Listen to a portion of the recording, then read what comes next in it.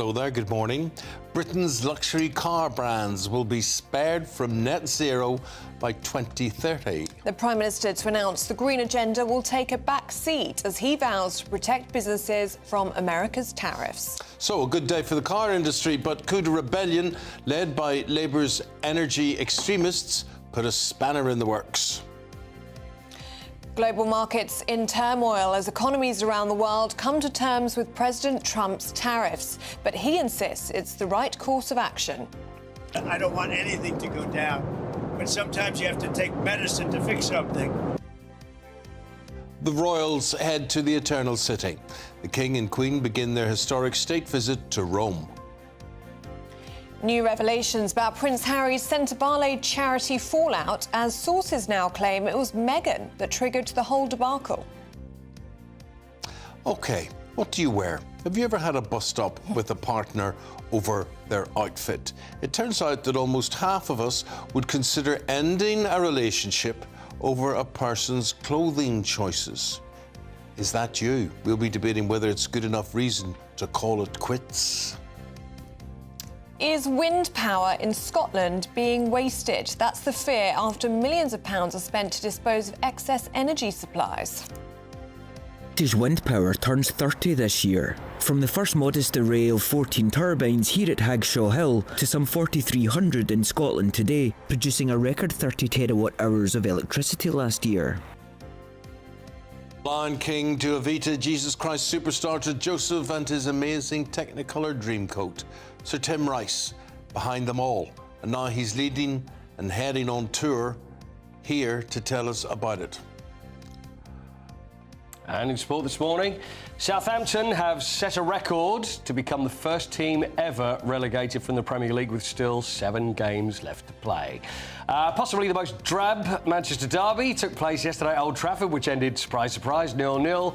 And Scotland were crowned world champions in Canada last night. But what is it? I hear you cry. Well, we'll find out. If you've been enjoying the sunshine, well, there's plenty more to come. I'll have all of the details in the forecast coming up shortly. Hello there. Just after 6 o'clock, we say hello, good morning to you. I'm Eamonn Holmes. I'm Ellie Costello, and this is GB News Breakfast.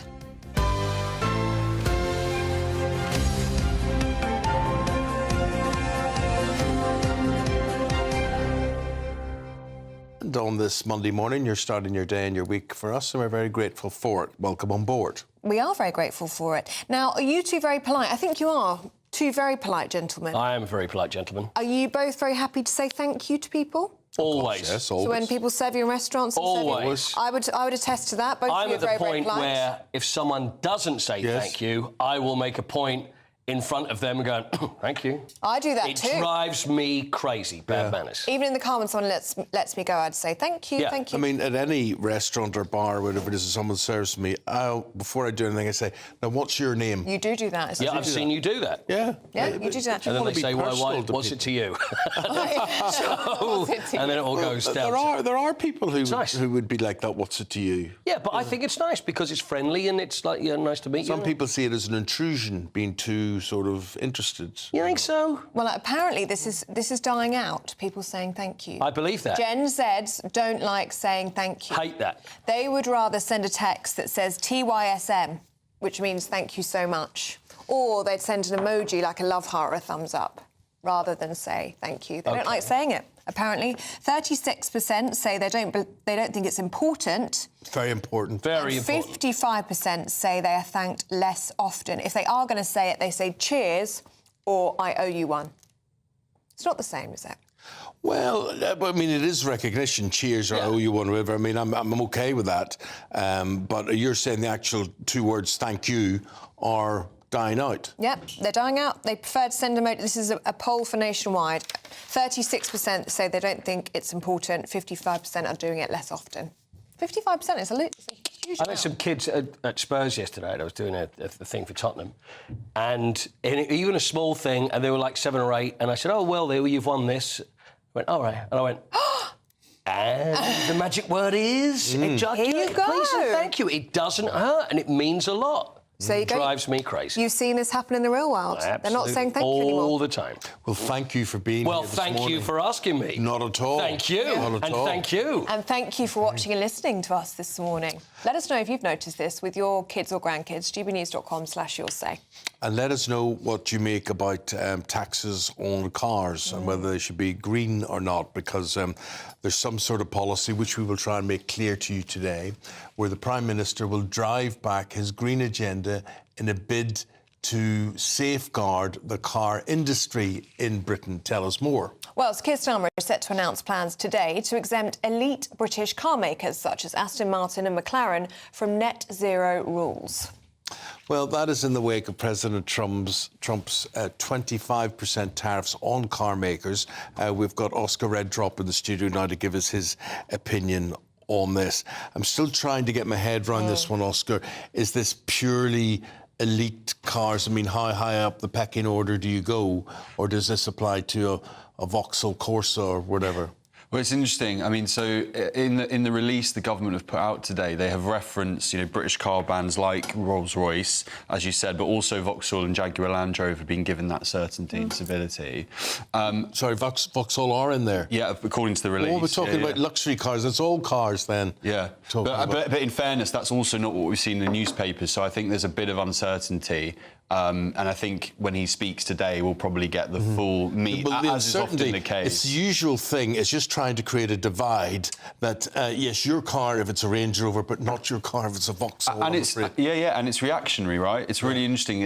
I think it's very telling. We'll go into the policy in a bit more detail, but very just, zooming out a little bit, it's very telling of Keir Starmer as a leader. It's entirely reactionary to what we've seen from Trump. If he thought it was such a good idea and that actually kind of this, green car, electric vehicle, 2030 pledge was actually not worth its time, was going to hit both the consumer and the industry, then he would have scrapped it well ahead of time. Before it got to this. This is just purely reactionary. And I think that's quite an insight into Starmer as a leader. But look, I mean, we'll see more details today. But from my perspective, and I think a lot of people out there, it's an absolute farce. Let British car manufacturers make the cars they want to make and then let consumers and the British public buy the cars they want to buy. Yeah, it does change your opinion. I Oscar watch a lot. I mean, I couldn't change a wheel. Never mind. Me too, Eamonn. Me too. But I am fascinated with programmes that talk about replacing the carburettor and whatever, all these wheeler-dealer type programmes and whatever. And there's auction programmes on and whatever. But my attitude has slightly changed. I do not drive an electric car simply because I'm somewhat confused as to whether batteries will still be in vogue in 2 years' time or how much money you will lose on your car and trade-in or whatever, or will we all be driving hydrogen-type cars, whatever. The thing is, we actually don't know, and we're worried about that as well. But when I do look at those programmes and they have carburettors and petrol tanks and whatever, I look and go, is that right? It seems already sort of out of date. Yeah. And you think, maybe electric's where you should be going. It's about choice, right? And for some people, it will be out of date and they'll want an electric vehicle. And for others, that might not be an option in terms of electric vehicle infrastructure we have in this country. It's not great. It's not always practical. It's just about choice, and times are really, really tough, around the globe. And Keir Starmer yesterday actually said, globalisation has failed a lot of people, which I think's absolutely spot on. Also said it's over. Well, quite, yeah. And, when you think of it in that mindset, we just need to, get back to basics in some ways and let people have that choice. I don't know if you know this, Eamonn, I think this is crazy. But as part of this, electric vehicle charge the government want to push in terms of 2030 to 2035, pushing it back a little bit. But there's a fine for manufacturers, and they're saying they're going to reduce that from 15k per car to 12k. And you just think, the fact that we even have a policy that's still in play, that our government will fine British manufacturers for making products that, and it might be less and less as time goes on, as you hinted at, but that people want to buy, as diesel, petrol cars, I just think is completely horrific. That, to me, is outdated in the world we live in now. But on that point, do you think this policy goes far enough? So in terms of what the Prime Minister is saying he wants to do, which is protect Britain from the storm of Trump's tariffs, is this going to protect the British car industry? I think inevitably, in what has been really, really turbulent and hard to hear news for the British car industry in this country, I think this will go some way to allaying a few fears. But ultimately, and I really don't know the answer to this, and I probably shouldn't admit that, but I'd love to know just how much the British government, in terms of their business expertise, which isn't great, consult. Like, are they actually reaching out to the car manufacturing in this country and saying, what do you need? How can we help? Long-term, short-term, mid-term? I don't know if those conversations happen properly, because at this point, if I'm Keir Starmer, I'm in full listening mode. I'm not making up, as we were kind of hinting at there earlier, Eamonn, kind of slightly off-the-hoof policy, just hoping that it helps. I'm literally saying, what do you need? I'm your vehicle here. What do you need? And I'm not sure that's happening. What you need will be petrol stations which keep closing down, because if petrol stations aren't there, you can't feed these cars. Yeah. But so they changed those to recharging points. Despite my addiction to Ginster's kind of snacks at petrol stations, they're not doing very well these days, despite my best efforts. Yeah. No, I see that, and yet I can see in a lot of the motorway stations, I mean, they're now making so many spots available for recharging. Yeah. There's more and more of those. Yeah. But and just lastly, not to bore on about it, but it is a reality that we have to accept. The other things that car manufacturers will probably be banging Number 10's door down on is all the slightly separated stuff and the environment that's being done for businesses, which is employers' rise. The employment rights bill that's being pushed through at the moment, that's going to cost British business like £5 billion. So there's these other policies that aren't directly affecting their sector that will be hamstringing them hugely at the moment. And if I was them, I'd be pulling Keir Starmer by the collar saying, can you sort that out too, please? Well, lovely. Oscar, thank you very much indeed. We're going to have you back after 7 o'clock, and if you've got anything to say about the electrolization of cars and what you think and how fast it should be going and what you would think should be done, let us know. Get in touch and have your say. Now, as Christians across the world observe Lent, we're bringing you daily reflections from ministers around the United Kingdom. Here's today's message from Minister Marjorie. The GB News Daily Reflection. Hello, my name is Marjorie and I'm a minister in the north of England. Let My People Go is now the well-known theme song from the West End musical The Prince of Egypt, which documents Moses' call to lead the children of Israel out of Egypt into the Promised Land. Probably less well-known is the biblical phrase that follows in the original text. Let my people go so that they may worship me in the wilderness. God sets his people free from something and for something. Ethics today struggles to define freedom. We have a huge value on freedom from enslavement as a society, and rightly so. But just being me and being true to me in this culture of you do you may not actually allow for the freedom of others. The Bible helpfully defines that in our human state, we are naturally slaves to selfishness, to sin, and to anything and everything that we worship, the idols of our lives. And by idols, we don't mean golden statues, but anything and everything that has our affection and our devotion. And whenever we worship an idol, be that money, pleasure, power, it traps us. True freedom is never about having no boundaries or just doing what I want to do. That's chaos, not freedom. True freedom is being able to choose who and what we worship. And as we approach Easter and we reflect on the cross of Jesus Christ, his death and resurrection, we realize this offers us true freedom. Ultimately, Jesus offers us the way to know God, as he himself said in John's Gospel, I am the way, the truth, and the life, and no one comes to the Father except through me. Then we experience what Jesus calls the fullness of life.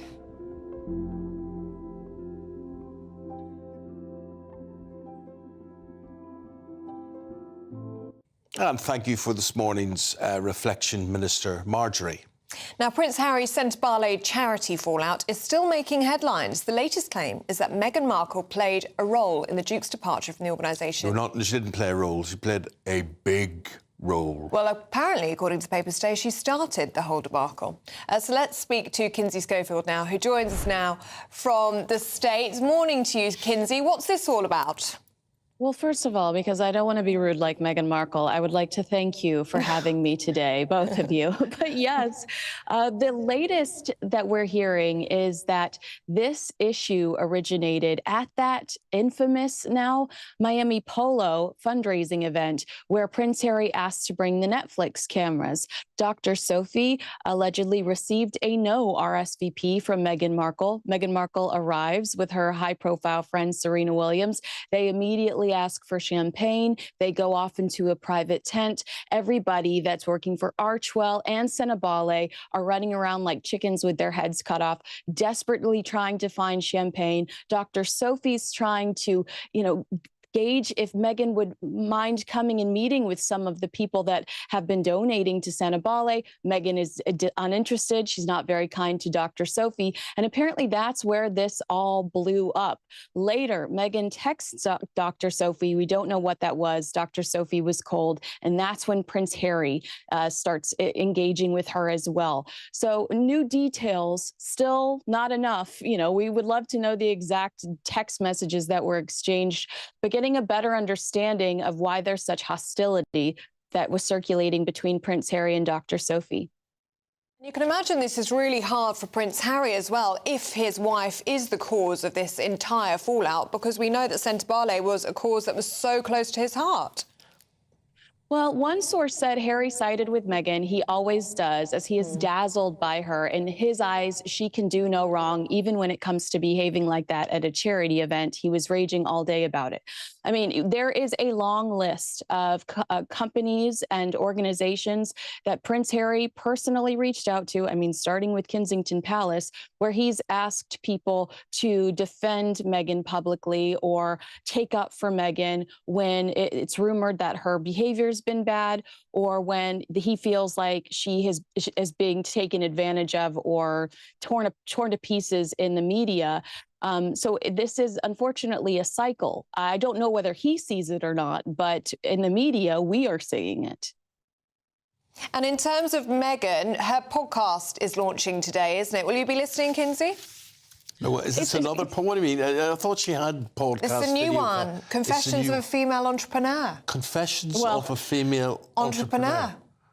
Yeah, it's Confessions of a Female Founder. And let me tell you, I would not start with Meghan Markle, who had to issue apologies to her customers, as ever customers, because they purchased and paid for a $28 bottle of honey, and Meghan didn't have the product. So she had to reach out to those customers and say, I'm so sorry, this product doesn't exist. There was a glitch in the system. You can have another product. You can have a refund. I'll send you some honey at a later date. But this is incredibly embarrassing for somebody that's trying to brand herself as a girl boss and Confessions of a Female Founder. Hopefully this is episode 1. But if I were a consumer, I'd be so angry watching all of the Kardashians and all of the famous friends opening up their as ever packages, their swag bags, knowing that I'm being told there's not enough product when Kim Kardashian got hers for free. OK, Kinsey Schofield, good to see you this morning. Thank you very much. See you, Kinsey. Thanks very much. Well, time now for the Great British Giveaway. This is the biggest prize we've ever given away, so this is a new one. So tell us all about this one. Oh, it's your chance to drive away with a brand new 4-berth motorhome worth £67,000. Now, I would love a motorhome. My problem is, where would you park it? Well, yeah, where would you park it? But the world would be your oyster. You could go anywhere. Anywhere, absolutely anywhere. OK, so you got this motorhome, and we'll also give you £5,000 in cash. And if you want the chance to become our biggest winner to date, here is what you do. We're making the Great British Giveaway a getaway with a chance to win our biggest prize to date. You could be the proud owner of this Elneg Baron 560 motorhome, worth over £67,000. Supplied brand new from Marquis Leisure, you could be exploring Great Britain and beyond this summer and making memories to last a lifetime. This motorhome comfortably sleeps 4, has its own kitchen and bathroom spaces, and comes complete with all of the mod cons you'd expect from a vehicle of this calibre. And that's not all, as we'll also give you £5,000 in tax-free cash so you can get started on your next adventure as soon as possible. For a chance to win a motorhome and cash, text WIN to 63225. One entry costs £2.50 plus one standard network rate message, or text BONUS to 63225. 5 entries cost £5 plus one standard network rate message. Go to gbnews.com/win. Entries start at £2.50. Call 0903 686 3232. Calls cost £2.50 plus your network access charge. Or post your name and number to GB13 PO Box 8690 Derby DE1 9TT. UK only. Entrance must be 18 or over. Lines close at 4 p.m. on the 6th of June. Please check the closing time if listening or watching on demand. Good luck. Oh, that's a goodie for you. Have a go and good luck to you. And we're going to have a look at now at some of the other stories coming into the newsroom in this Monday morning. And this is a good one to begin with. This will get you talking.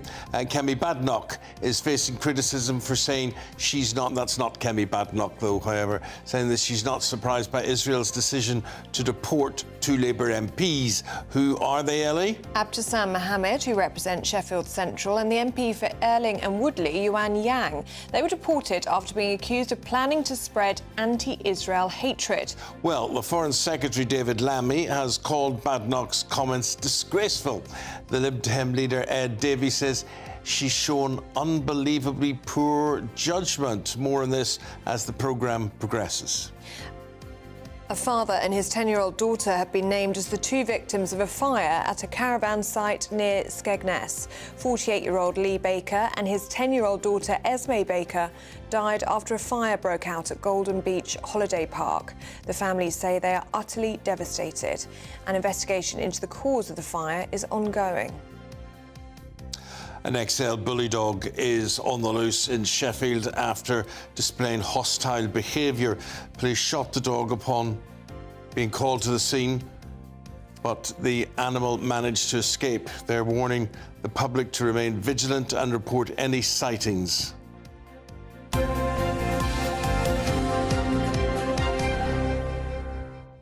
So the good news is that the weather, even though the weather was good last week, there was that awfully cold wind every day. It was a bit breezy, wasn't it? It was a bit breezy, more than a bit breezy. So I don't know if that's going to change this week, but certainly it's going to stay blue skies and sunny. Here's Catherine.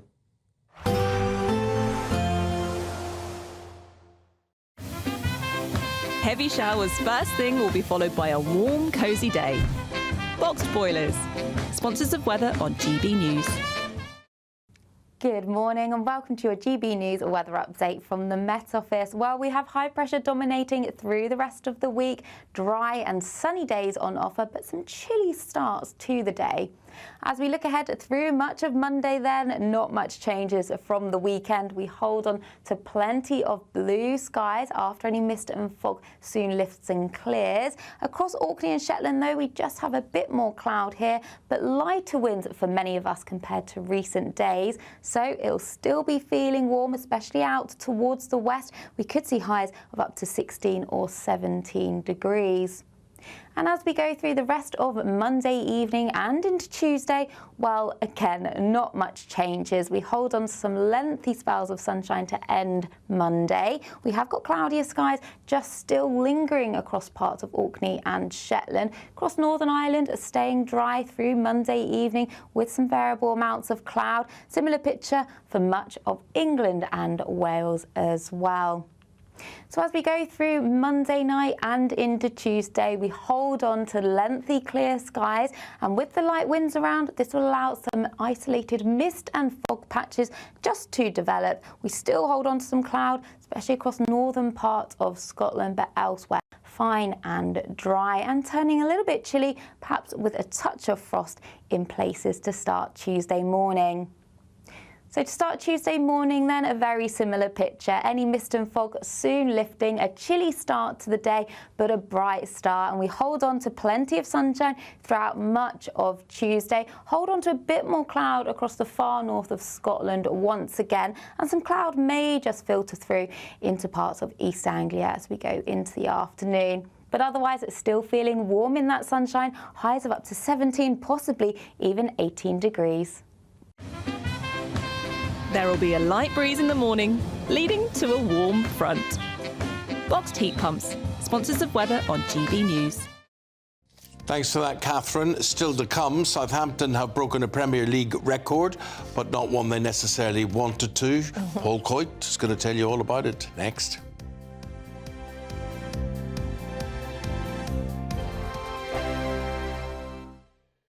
It's Patrick Christie's Tonight, and here we do things differently. It's explaining the absolute madness of this, doesn't it? It's explosive. I mean, this is very good. It's lively. 850. Your government sat there, Sean, and it did nothing. It's controversial. And the Middle East has been in turmoil since before I was born. It's everything you need to kickstart your evening. Everyone's had their Weetabix tonight. I love to see it. That's Patrick Christie's Tonight, weeknights from 9 p.m. Only on GB News, the People's Channel, Britain's news channel. The royal family is an enduring symbol of tradition, unity and pride for Britain. At GB News, we celebrate what makes this country great. In our new royal newsletter series, you can join me, Cameron Walker, for Inside the Palace, an exclusive look every week that takes you beyond the gates and brings you the very latest from those at the heart of the monarchy. Never miss a royal moment again. Sign up now. Go to gbnews.com/royal newsletter and get the latest straight to your inbox. In the GB Newsroom, we bring you the news as it happens. With our team of dedicated journalists across the UK, we're ready to keep you up to date with what's happening every half an hour, every single day. Bulletins here on GB News, the People's Channel, Britain's news channel. This is Britain's Newsroom, where your voice matters. It's just astonishing. With expert analysis and honest opinion, we don't just keep you informed. We bring you unique perspectives you won't see anywhere else. Can't argue with any of that. When the news happens, it happens here. On Britain's Newsroom, weekdays from 9:30 a.m. Only on GB News. Good Afternoon Britain isn't just about us. The wonderful thing about this programme is it's about everyone watching. It's an interactive programme. Well, there absolutely is something to see here, and we're going to be talking about it more. Whether it's breaking royal news, please bring us up to date, or indeed a particularly punchy speech in the House of Commons. Very, very curious. We bring it to you live, and then we bring you live reaction as well. That's Good Afternoon Britain, weekdays from midday. Only on GB News, the People's Channel, Britain's news channel. If you want your news to be straight talking, this is a nightmare for the Conservatives again. Down to earth. It's not just Nottingham where this is happening, is it? And most importantly, honest. Hard-working, middle-class taxpayers, they'll get their book thrown at them. Then catch me, Martin Daubney, Monday to Friday, 3 till 6 p.m. on GB News, Britain's news channel. Hi, I'm Michelle Dewberry, and my show is your opportunity to cut through all the noise and dive in headfirst to some robust debates. Ideas clash. Situation, Because the failure is... You're deliberately avoiding my point. Nothing's held back. And if you think this is the end of it, wait for more. And we do not shy away from the difficult stuff. Sometimes I want to shake people and say, if only you understood. So join me on Jubes & Co. weeknights at 6 p.m. only on GB News, Britain's news channel.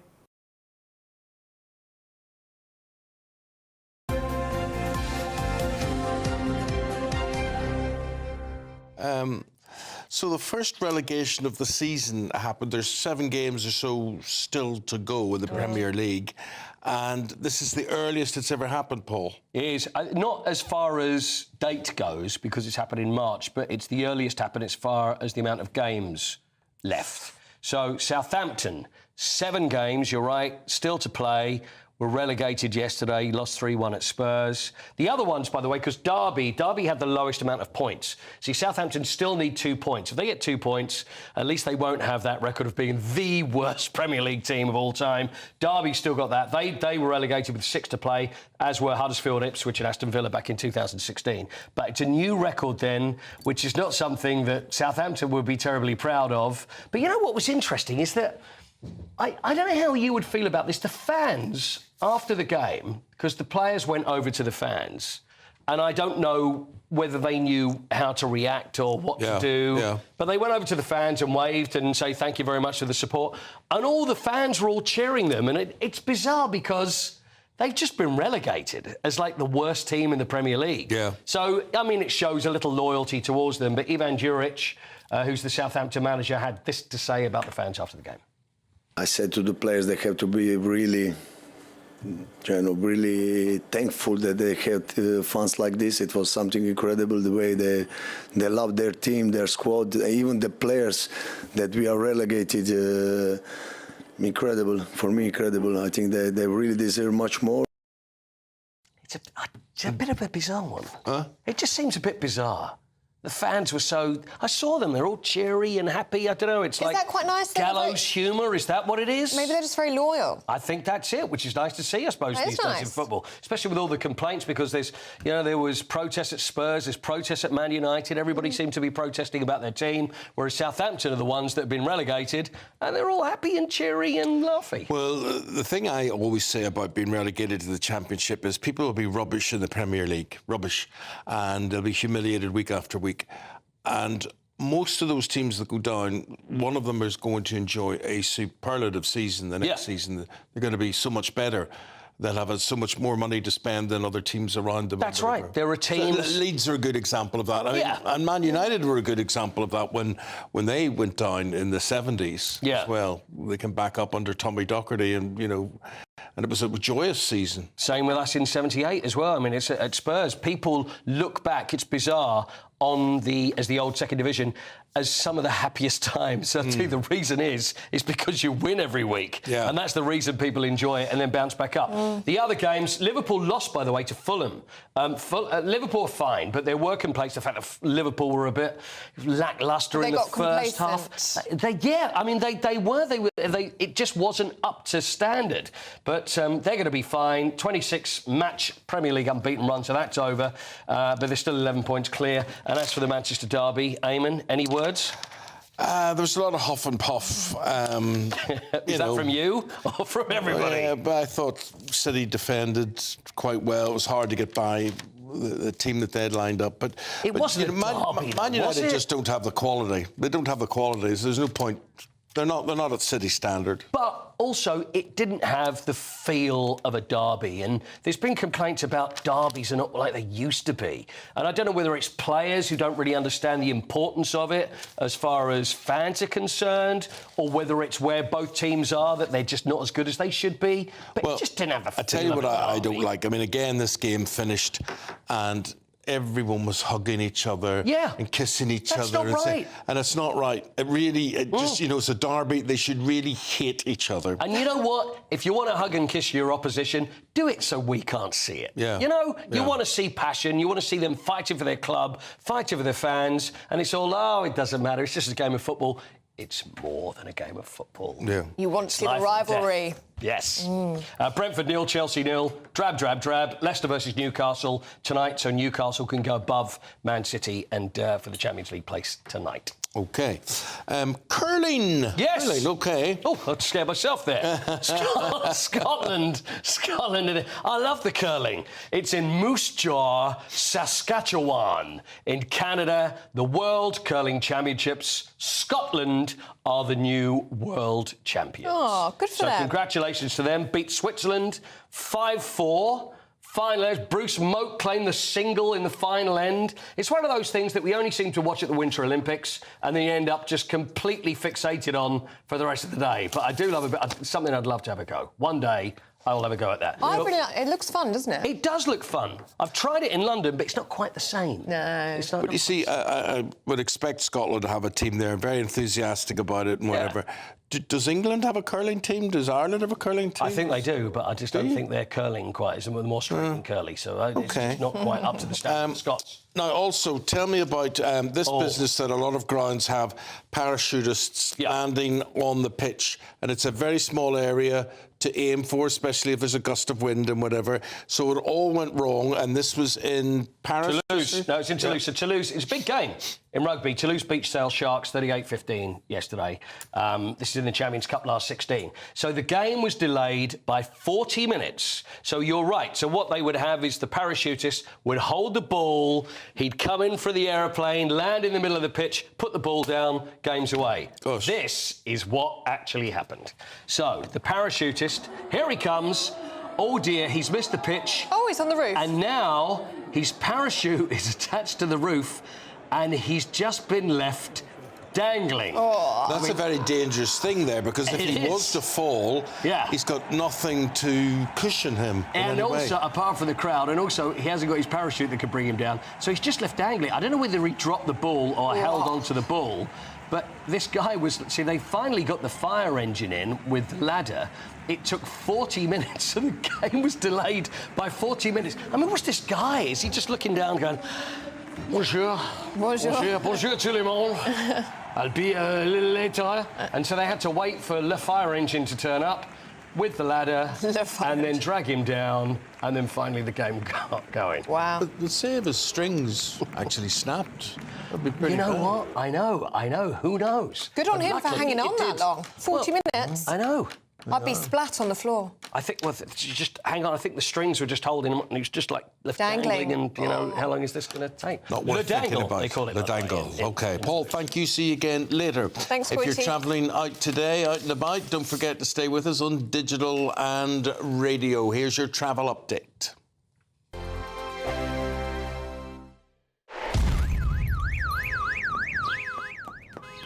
Crash Law 24 sponsors GB News Traffic and Travel Report.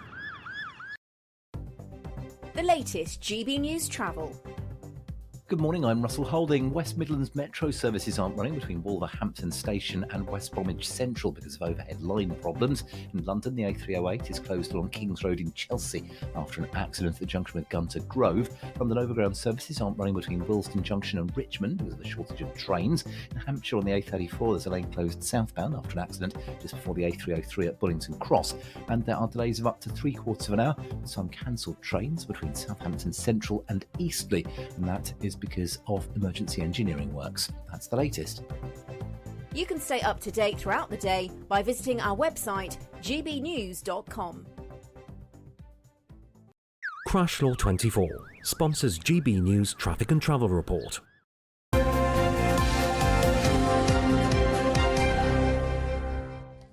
Do stay with us. Still to come, we're going to be speaking to Government Minister Lillian Greenwood on the Prime Minister's plans to support the car industry.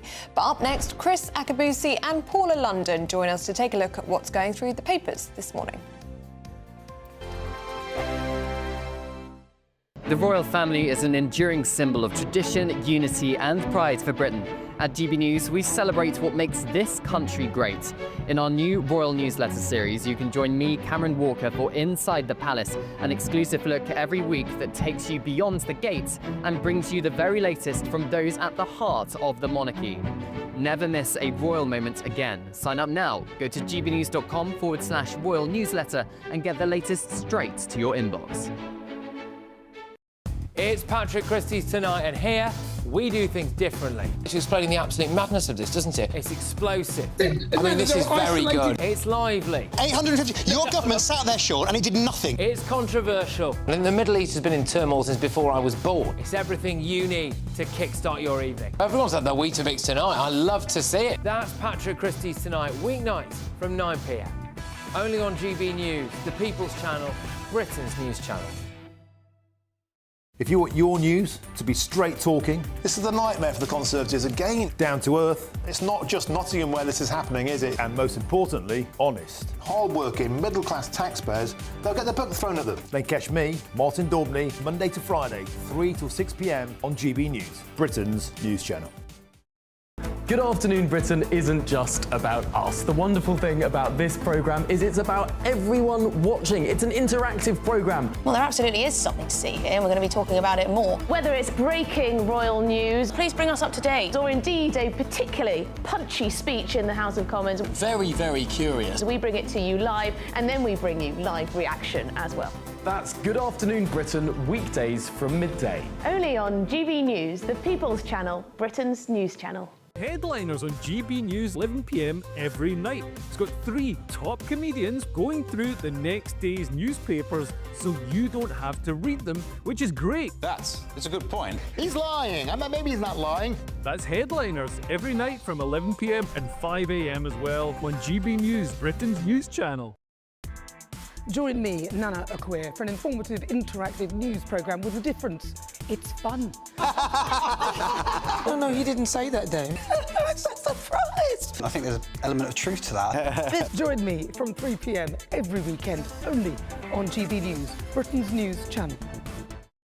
Hi, I'm Michelle Dewberry, and my show is your opportunity to cut through all the noise and dive in headfirst to some robust debates. Ideas clash. Situation, No, Because the failure is... You're deliberately avoiding my point. Nothing's held back. And if you think this is the end of it, wait for more. And we do not shy away from the difficult stuff. Sometimes I want to shake people and say, if only you understood. So join me on Jubes & Co. weeknights at 6 p.m, only on GB News, Britain's news channel.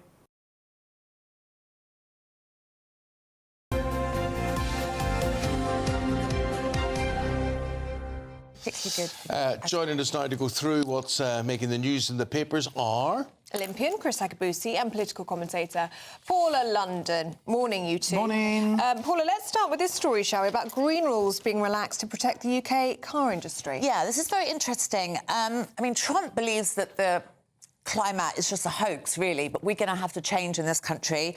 And Bentley, Aston Martin and McLaren, they're going to be able to continue to sell petrol and diesel cars from 2030. And there is a victory for the white van man for once, which they don't get a lot of victories here. So wait a minute, is everybody allowed to do the same rules, or is it only specific to Aston Martin and Bentley? Yes, it's specific. So it's kind of unfair, but fair for the white van man. Basically, they can buy petrol and diesel cars until 2035 now. And then high-performance cars from this country, like Bentley, Aston Martin, they'll be able to continue to sell petrol and diesel cars post-2030. But if you want to buy a petrol car, like maybe a Ford or something, you can't do that from 2030 now. So it's unfair for the average family on a budget. Gotcha. So, but the white van man's going to do OK out of it, and so will, wealthy people in this country. So I think it's all a bit of a con, the climate for me. And green and... OK, well, I'm going to have to ask us all around this table, when it comes to cars, does anybody have an electric vehicle? No. No. And that's a full house then. Yeah. No. I think they're unsafe because you can't hear them. I think older people could get run over as well because you can often hear cars, and sometimes I'm walking down the road and a car just goes past and I haven't heard it. It's not even that. For me, it's not even that. For me, it's just things like range anxiety. Yeah. I mean, the idea that you've got a car that might do 330 miles, however, if you put on the air conditioner, play the radio... 250. I mean, if you live in London... You want to go up to Manchester, you've got to find a place to... There's not enough charging stations yet. The infrastructure's not there, is it? No. So for me, it's the way...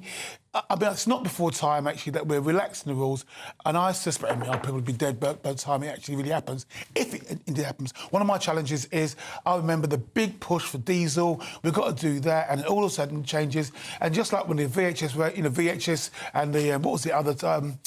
when we had the... DVDs, not DVDs, not even that. What do you call Blu-rays. it? No, it was like VHS versus the other system. And then everyone went to one system, that failed, then you go to this system. This sounds very much like that to me. In the end, we're trying this out. Oh, no, we're not. Now we're going to go to hydrogen. Oh, no, we're not. Now we're going to do that. Let's go use what works. I think it's quite interesting in America with Elon Musk, because all the people on the left that bought these EVs, they were all celebrated, and now people are angry with them because of Elon, so... Well, Chris, Paula, do stay with us. We're going to have a look at the European weather now.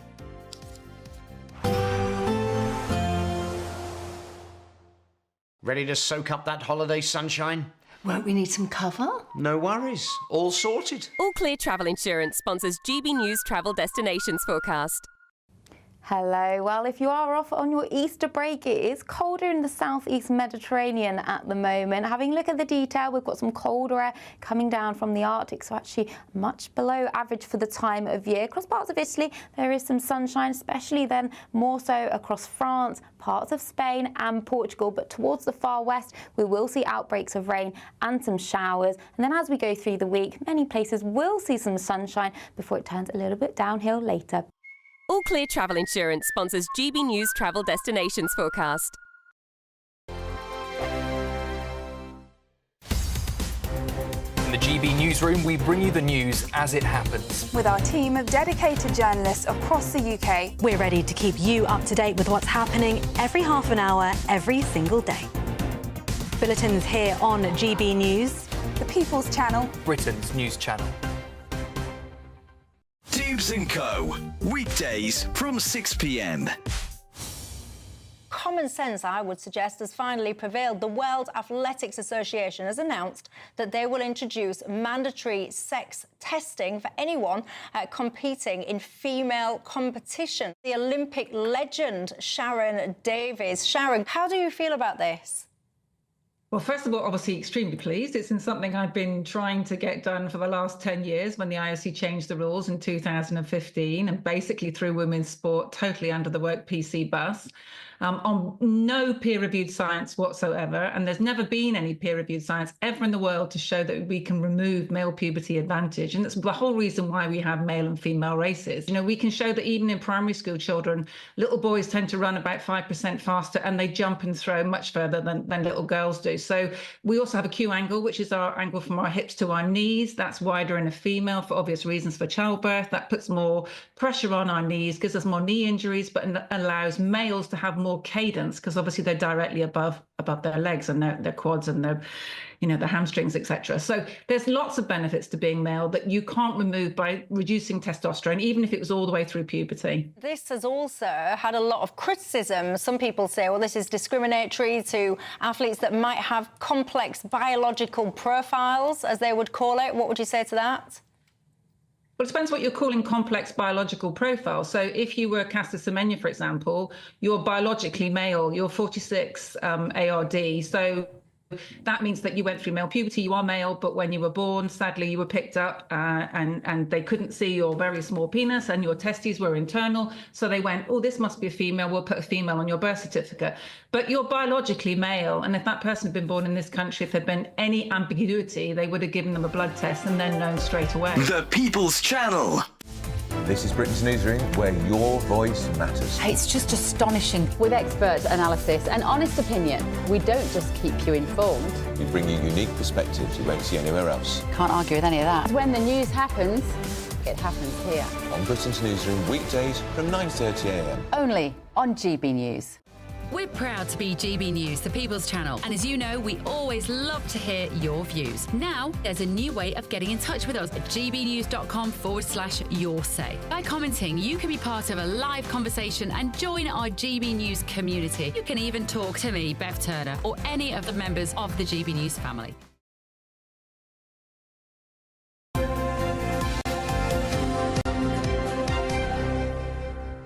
More papers from Chris and Paula very, very shortly. But first of all, let's speak to Lillian Greenwood. Lillian is the Parliamentary Under-Secretary of State for Future of Roads, as it turns out. And Lillian, it is a busy day as regards car announcements today. And the first thing we want to talk to you about is this differential between... I actually don't understand it, to be quite truthful, right? There's going to be a differential between certain cars as to whether they'll be regarded as green or not, or be allowed. You explain it to us. So what we're setting out today is our plans to give the British car industry certainty, stability and confidence. So we are formally confirming our manifesto commitment, which is to reinstate the 2030 date for the phase out of the sale of new petrol and diesel cars, but we're also confirming that in the period from 2030 to 2035 that car manufacturers will be able to continue to sell sell hybrid vehicles. So those either full hybrids like the Toyota Prius or the Nissan e-Power, as well as those ones that can plug in. And alongside that, we're giving manufacturers extra flexibilities to help them to get there. So if they're selling more of those hybrid vehicles, they're cutting carbon emissions. That's the really important thing that we're going through to 2035, when all new vehicles will need to be zero emission, probably battery electric. We're also saying that for vans, you'll be able to continue to buy vans which are either petrol, diesel or hybrid through to 2035, as long as the carbon emissions are coming down. Now, and we're confirming that for those really small... Yeah, sure. I was just going to say, there seems to be an impression that this advantage that you're introducing here is only for expensive cars, luxury cars. No, not at all. This is for all our car manufacturers, all the, you know, the names that we would anticipate, like Vauxhall, like Ford, like Nissan, like Jaguar Land Rover. We want to back our British car industry. We want to protect jobs. We want to create jobs. We have the opportunity for the UK to be global leaders in the transition to electric vehicles, and that's why we're giving them this certainty now, setting out and that clarity, so they know exactly what they can do between now and 2030 and now and through to 2035. What we are saying is for those really small and micro manufacturers, you know, the likes of the supercars like McLaren and Lotus, we're saying that they're exempt from the mandate. They need to get to zero emission by 2035, but we're not expecting them to meet the same targets as the bigger manufacturers. So you're relaxing net zero measures. How does the Energy Secretary, Ed Miliband, feel about that? Because there could be a split in the Cabinet over this, couldn't there? No, well, we're absolutely not relaxing our commitment to getting to net zero. In fact, we're restating it. We promised in our manifesto that we would end the sale of pure diesel and petrol cars from 2030, and that's what we're confirming today. But what we are doing is making sure that we give our British car industry the opportunity to make the change, to upgrade to electric vehicles in a considered way. We're listening to them. We launched a consultation just before Christmas. That closed in February. We've been talking to industry intensively over recent months about the flexibilities that they need to get us to that net zero position, and that's what we're confirming today. And of course, we're working to give consumers confidence as well. We know that last year we had the largest EV market in Europe, record sales of EVs just last month, up 43% on the previous year, and that's why we're rolling out charging infrastructure across the country, because we know that if people are going to make that switch, they need to feel confident that when they're away from home, if they've got a charger at home, that they'll still be able to charge their car up so they can make those long journeys.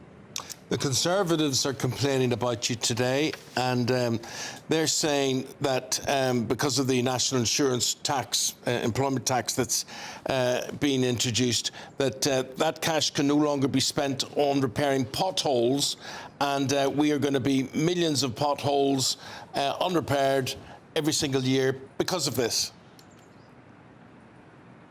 Well, that's a bit rich coming from the Conservatives, because it's their failure to invest in our roads over the last 14 years that's left them in such a disgraceful and broken state. And actually, the increase in national insurance contributions is precisely what's contributing to our record investment in public services, including in roads maintenance. And we'll be here in the House of Commons this afternoon debating that very issue. This year, we're putting £1.6 billion into fixing our roads. That's an increase of £500 million on what the Conservatives spent last year. And that's precisely to give local authorities the money to fix potholes, to resurface our roads so that people can have the safer, smoother journeys that I know all drivers, or in fact all road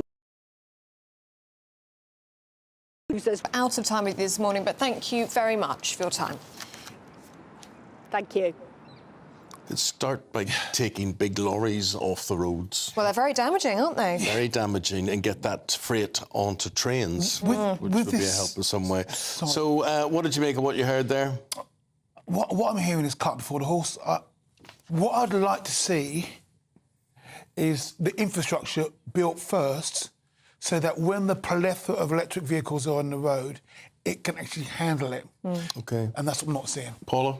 I think that we should have tax for cyclists, because they often complain when they're injured because of potholes, but they don't pay towards the upkeep of the road. So I think that would be a great idea. OK. All I know is everywhere you go, everywhere you look, the roads are a mess, an absolute mess. Still to come, if you are in search of some holiday sun, here is the forecast for some of the top European destinations.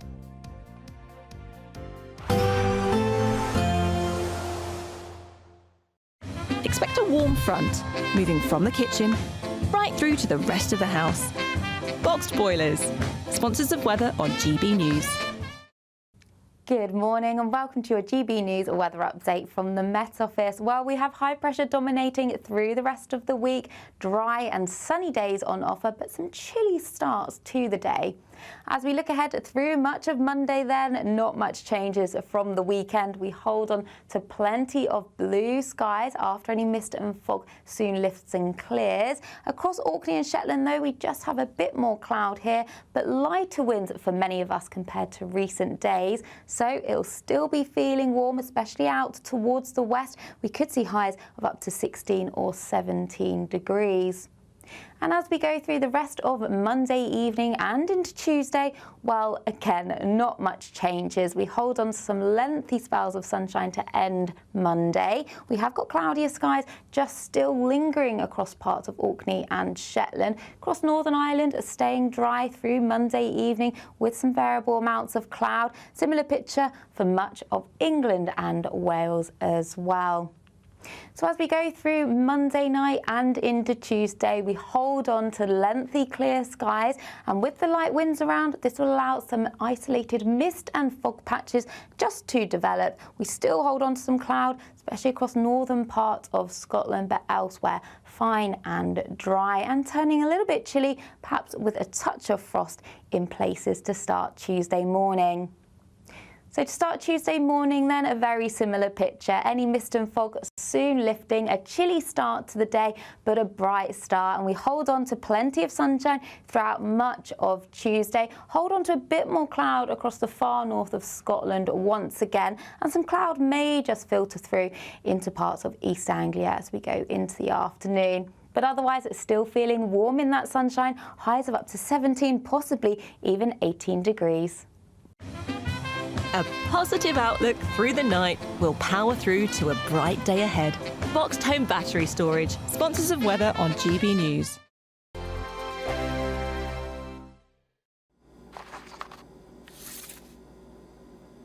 Crash Law 24 sponsors GB News Traffic and Travel Report. The latest GB News Travel. Good morning, I'm Russell Holding. There are some cancelled P&O Irish Sea sailings this morning between Cairn, Ryan and Larne because of a technical problem. There are delays of up to half an hour to trains heading south from Wolverhampton to Birmingham New Street because of a signalling problem, with West Midlands Metro services suspended between Wolverhampton Station and West Bromwich Central because of overhead line problems. Trains have been stopped out of Bristol Parkway to Swindon after a freight train broke down, and in London, Kings Road in Chelsea is closed at the junction with Gunter Grove after an accident. And that's the latest. You can stay up to date throughout the day by visiting our website gbnews.com. Crash Law 24 sponsors GB News Traffic and Travel Report. Courtesy of Marquis Leisure, you could be driving away with this brand new Elnag Baron 560 motorhome. It comfortably sleeps 4, comes with sky roof, integrated kitchen and bathroom, and is worth over £67,000. And that's not all, as we'll also give you a further £5,000 in tax-free cash to make sure that wherever this motorhome takes you, it takes you there in style. For a chance to win a motorhome and cash, text WIN to 63225. One entry costs £2.50 plus one standard network rate message, or text BONUS text to 63225. 5 entries cost £5 plus 1 standard network rate message. Go to gbnews.com/win. Entries start at £2.50. Call 0903 686 3232. Calls cost £2.50 plus your network access charge. Or post your name and number to GB13 PO Box 8690 Derby DE1 9TT. UK only. Entrance must be 18 or over. Lines close at 4 p.m. on the 6th of June. Please check the closing time if listening or watching on demand. I'm Christopher Hope. From pop stars to politicians, I'll interview anybody in a pub who's got a political opinion. Join me every Friday on Spotify, Apple Podcasts, YouTube or gbnews.com, or wherever you get your podcasts. This is GB News, the People's Channel. Westminster, the ultimate clique. And you're fighting like rats in a sack. But here on the Camilla Tominey Show, we ask the questions the establishment media is too scared to ask. OK, let me ask you a straight question, because I know you're a straight-talking politician. Whether it's net zero, illegal immigration or law and order, nothing is off limits. You had the power then. Yeah, as I and say, now you've lost it. That's the Camilla Tominey Show, a politics show that's fearless. But no, let me finish my question if you don't mind, because it is my show. Sundays at 9:30, only on GB News, the People's Channel, Britain's news channel.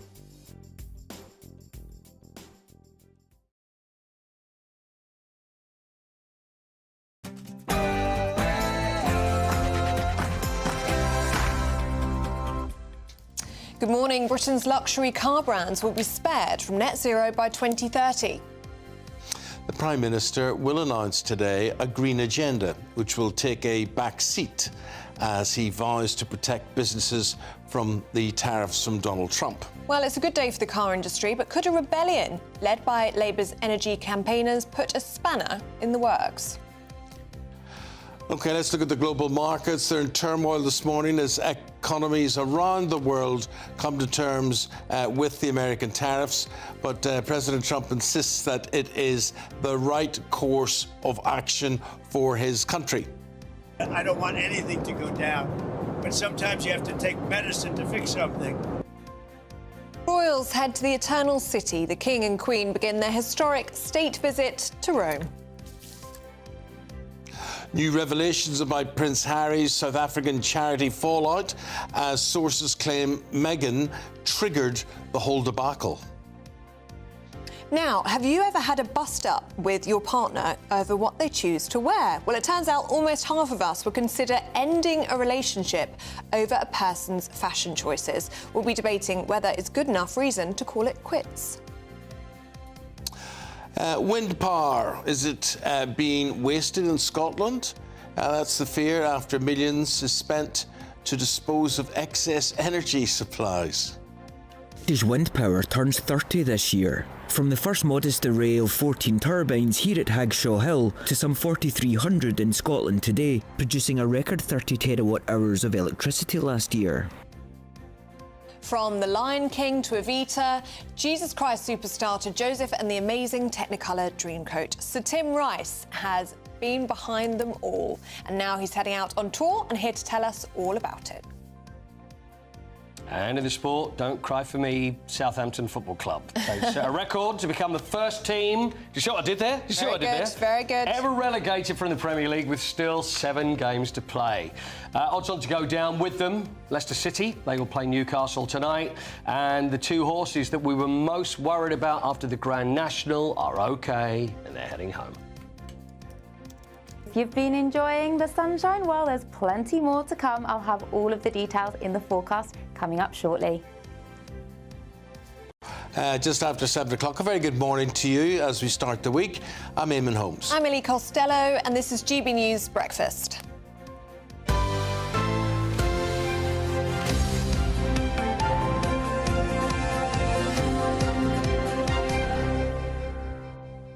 Just a couple of things I wanted to mention, first of all. I was looking at the Southampton kit. I mean, a bad day for them yesterday, and I was looking at their kit, and I thought, I don't like that kit. That's awful. Don't like that. What colour is your tie? And then I realised... Yes. Pink. Yes. Same colour. Yep. I think it's a bit much, so it's a bit I thought it was for Southampton you were wearing that tie today. Very nice. Your mistake, Ellie. Yeah. Oh, well, this caught my eye this morning. You know I love Pilates. Yes.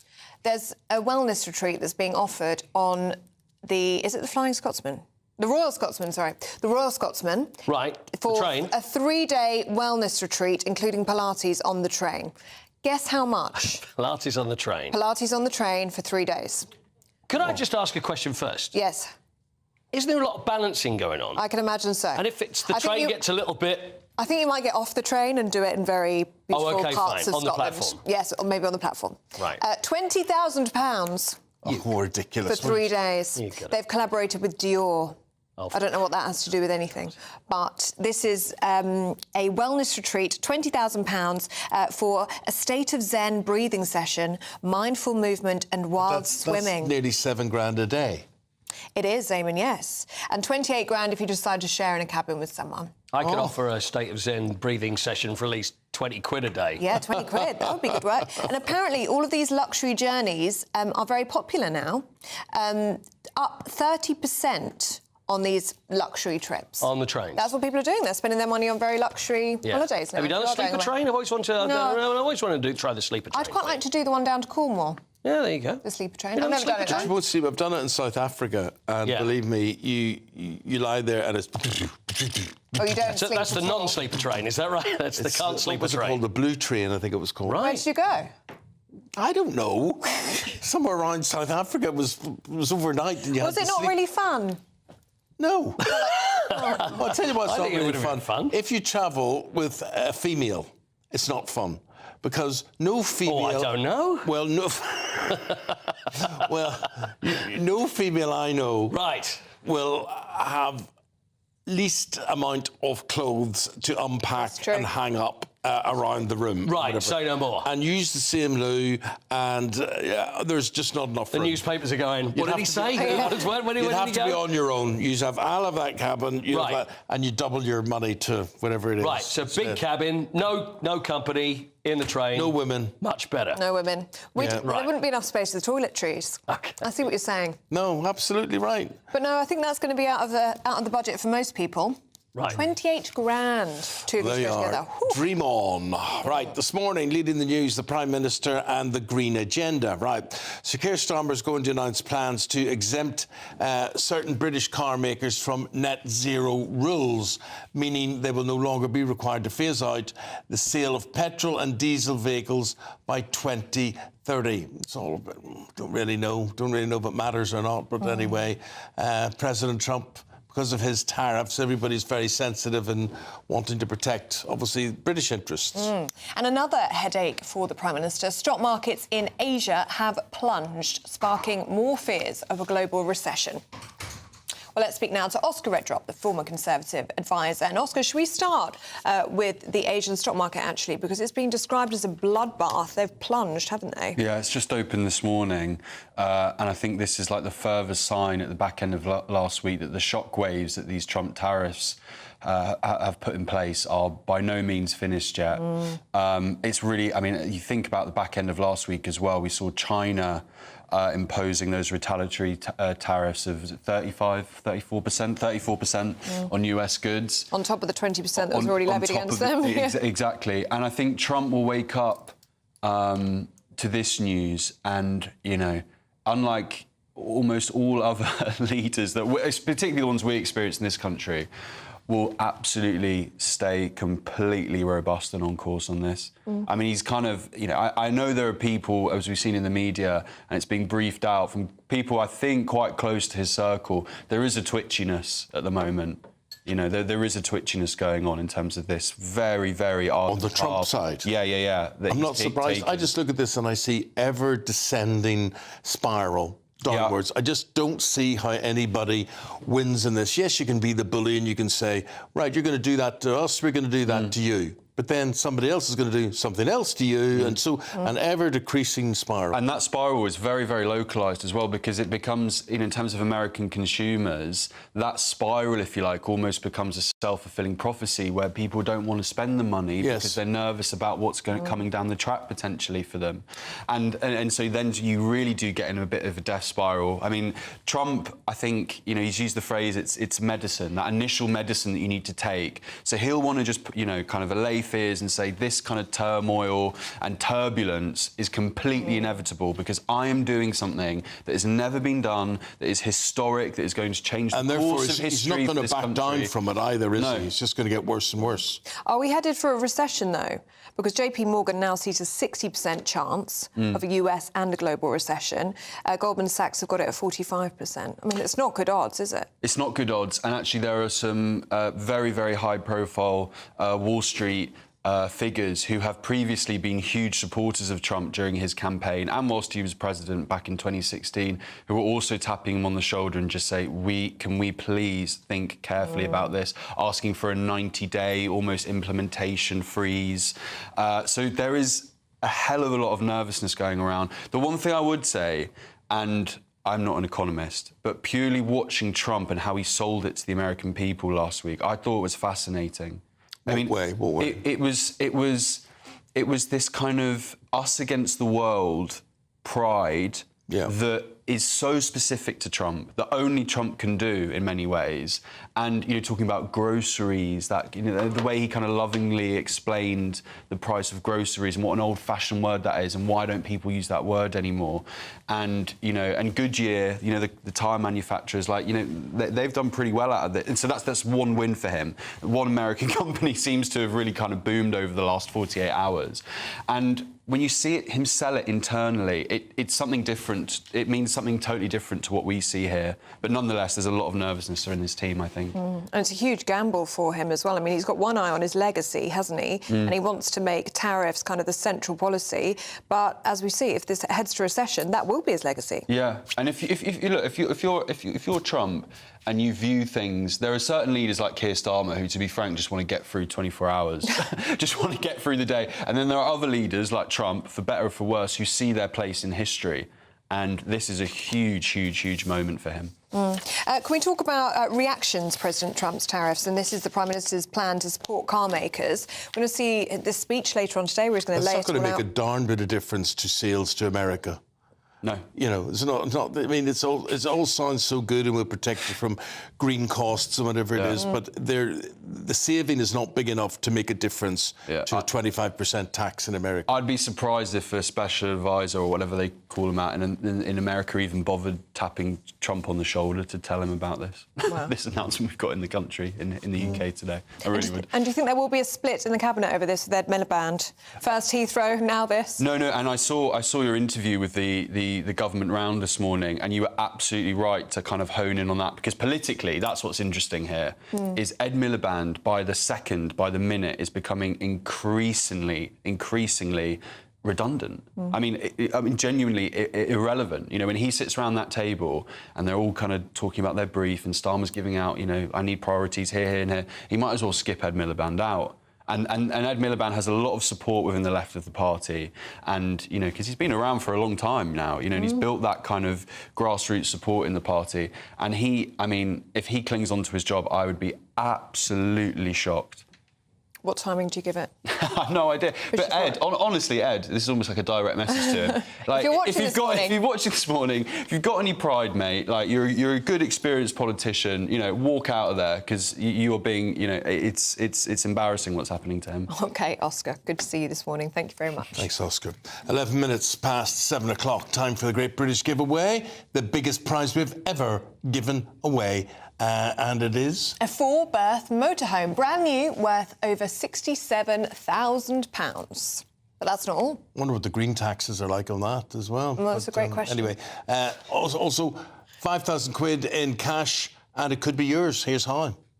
Don't miss out on your chance to win our biggest prize package ever, worth over £72,000. You could spend your summer touring the beautiful British Isles and exploring the great outdoors in this Elnag Baron 560 motorhome. This brand new 2025 model, supplied by our prize partners Marquis Leisure, sleeps 4 people, has its own integrated kitchen and bathroom and a living space that can accommodate up to 5. Plus, we'll also give you a £5,000 cash boost most to kit it out to make it the perfect home from home for you and your family. For a chance to win a motorhome and cash, text WIN to 63225. One entry costs £2.50 plus one standard network rate message. Or text BONUS to 63225. 5 entries cost £5 plus one standard network rate message. Go to gbnews.com/win. Entries start at £2.50. Call 0903 686 3232. Calls cost £2.50 plus your network access charge. Or post your name and number to GB13 PO Box 8690 Derby DE1 9TT. UK only. Entrance must be 18 or over. Lines close at 4 p.m. on the 6th of June.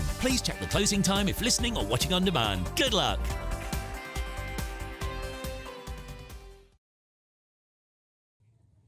Now, residents in the Scottish town of Cumnock say they are now under siege from wind farm developers. GB News' Scotland reporter Tony Maguire has been investigating how a community surrounded by wind power can be left feeling powerless. Scottish wind power turns 30 this year. From the first modest array of 14 turbines here at Hagshaw Hill to some 4,300 in Scotland today, producing a record 30 terawatt-hours of electricity last year. But residents of New Cumnock in East Ayrshire say they're now under siege from wind farm developers. Maps shared by the New Cumnock Wind Farm Community Action Group show the combination of operational, approved and planned sites totalling 500 turbines within 8 miles of a town of just 2,500. Retired plumber Hugh Liggett says the community has lost its voice and the town has become a dumping ground for developers. They don't take us seriously and they're quite happy just to basically saturate us in turbines.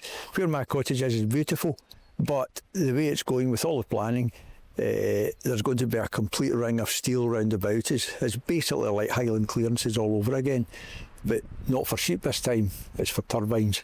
Now UK Labour wants to give the Scottish Government powers to speed up the approval process. A move John Houston finds increasingly disheartening when faced with a growing number of turbines outside his front door. As communities, we the windmill, we're powerless. The council, they're changing the rules so the council can't stand up to them. So if they can't stand up to them, we have no chance. In some cases, the best these unhappy locals can hope for is generous community funding from developers. Here is the job of the 9cc and Stephen McCarran to get residents the best deal. We can negotiate these payments for improvements quicker and higher in value than what was previously consented. It should be noted that there's no obligation on developers to pay them. Faster development is a red flag for other East Ayrshire residents like Elliot Davies. The former music manager lives in the shadow of Whiteley, once Europe's largest onshore wind farm, where the eager construction of 215 turbines left him drinking contaminated water for up to 6 years. So the water stopped in 2007. It came back on a couple of months later. From that moment on until we first realised that we were drinking contaminated water, it was 2013. Everyone was remiss in making sure that our private water supply were properly protected. If communities are being ignored, then it's another layer of dissatisfaction and the growing resentment around Scottish Government's net zero strategy. £380 million was paid to wind farms to keep their turbines switched off in 2024, because wind farms are being built faster than battery storage facilities can catch up. We've scrapped annual emissions targets and we're on track to miss 2045's net zero goal by 20 million tonnes of CO2 equivalent. And for our troubles, Scotland and the UK has some of the highest energy prices in Western Europe. So is it really so surprising that communities are left asking, what is the point in any of this? Tony Maguire, GB News. You could not make it up. So we've got all these windmills going on and generating this power, but we're saying we've nowhere to put this power, so we generate it, it causes inconvenience or eyesores to people who are living around the community, but actually we've nothing to do with all this power you're generating. It's so wasteful, isn't it? And as Tony was saying, people living there with these eyesores are thinking, what is the point of any of this? But if you were watching that and you'd like to know more, you can see the full extended 9-minute report on gbnews.com. Do you think they're eyesores? You just use I don't mind them, actually.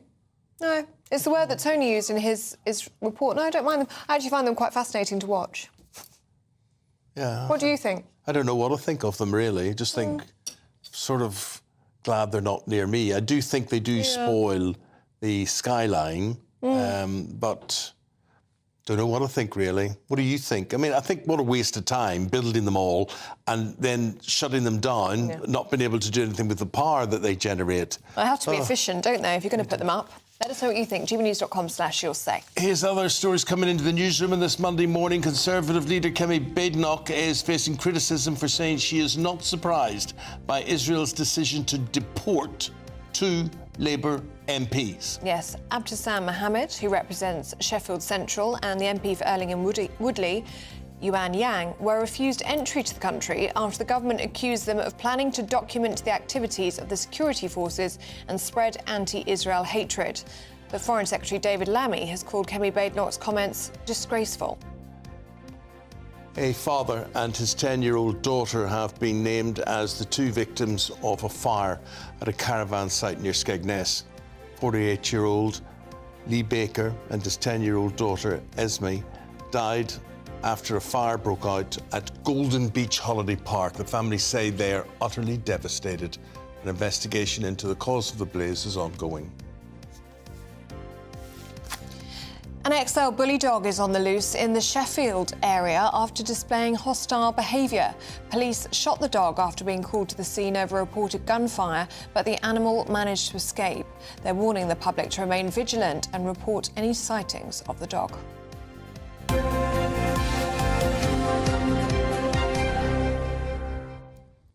A wonderful vision ahead on the weather front, apparently. Catherine Chalk will explain.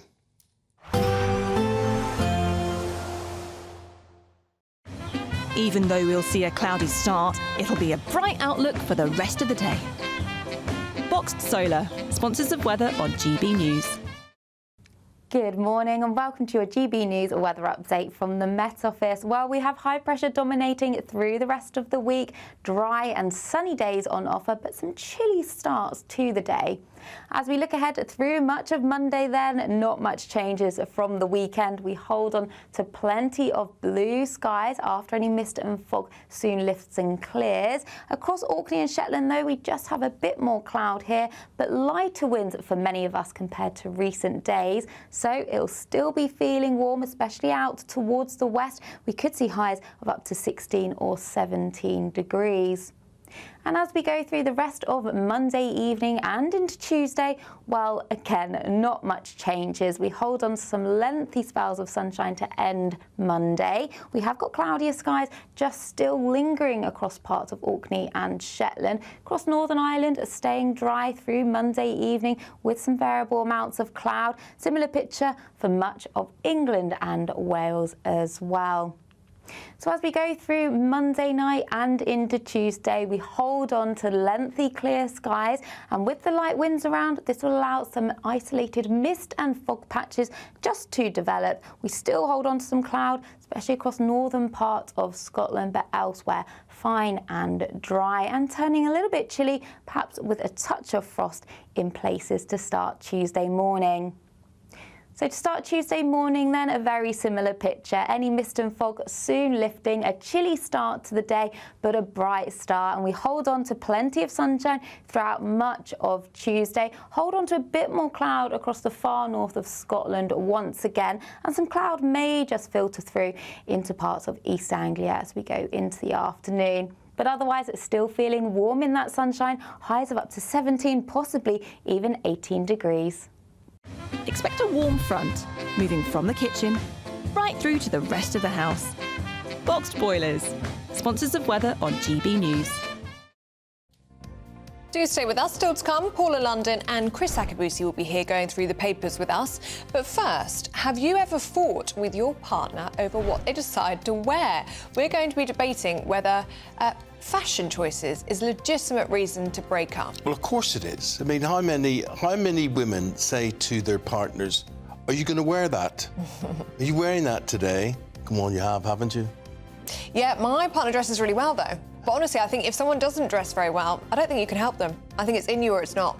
And if you don't like what they wear, it's You can't be with someone who you think they are shaming me. Yes. I'm embarrassed by the way they regularly dress to such a low standard. Just our opinions, yours welcome after this.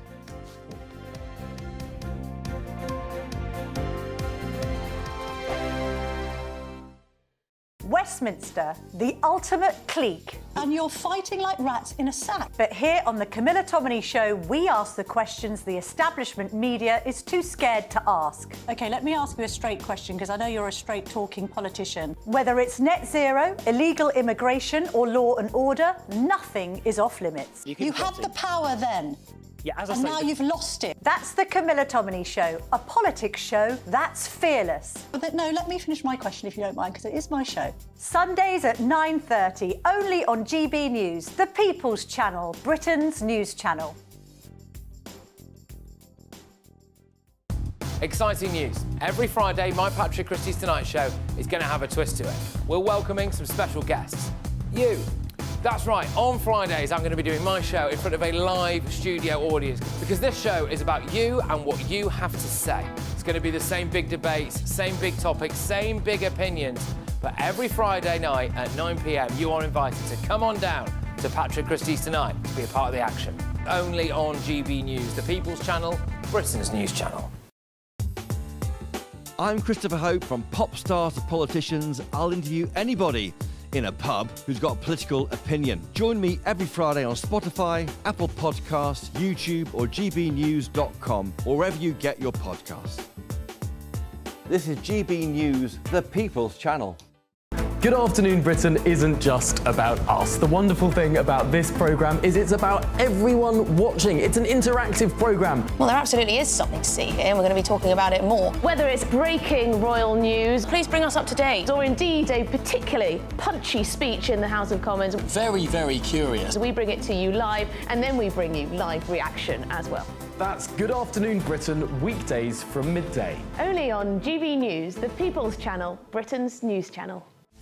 This is Britain's Newsroom, where your voice matters. It's just astonishing. With expert analysis and honest opinion, we don't just keep you informed. We bring you unique perspectives you won't see anywhere else. Can't argue with any of that. When the news happens, it happens here. On Britain's Newsroom, weekdays from 9:30 a.m. Only on GB News. If you want your news to be straight talking... This is a nightmare for the Conservatives again. Down to earth. It's not just Nottingham where this is happening, is it? And most importantly, honest. Hard-working, middle-class taxpayers, they'll get their book thrown at them. Then catch me, Martin Daubney, Monday to Friday, 3 till 6 p.m. on GB News, Britain's news channel. We're proud to be GB News, the People's Channel, and as you know, we always love to hear your views. Now, there's a new way of getting in touch with us at gbnews.com/yoursay. By commenting, you can be part of a live conversation and join our GB News community. You can even talk to me, Bev Turner, or any of the members of the GB News family.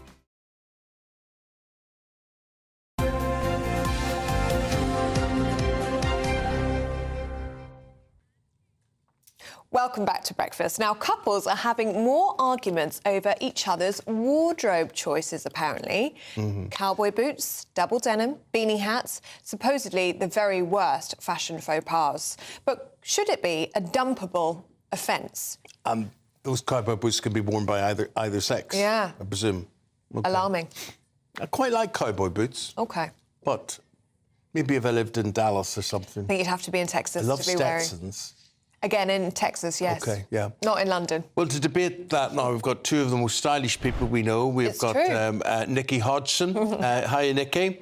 And Hi. we've got Paula London here to debate those. So, Paula, what do you think in terms of how serious does it get, a partner's clothes choice? Yeah, I think it's very important to dress well. You don't have to spend a lot of money. Some men are actually very wealthy, aristocratic men. They walk around in holy jumpers. And I just think that's embarrassing if you're a lady with a guy, you know, walking around like that. And also, men don't have to worry about makeup. Some of them don't have to worry about hair. They don't have to worry about their nails or eyelashes. So there's just one thing they have to worry about. Dressing decently. You don't have to wear a suit and tie all the time. But for women, we have so much more to worry about. Men can just have a few decent shirts, so a few decent suits, and then just rotate them with different shirts and ties.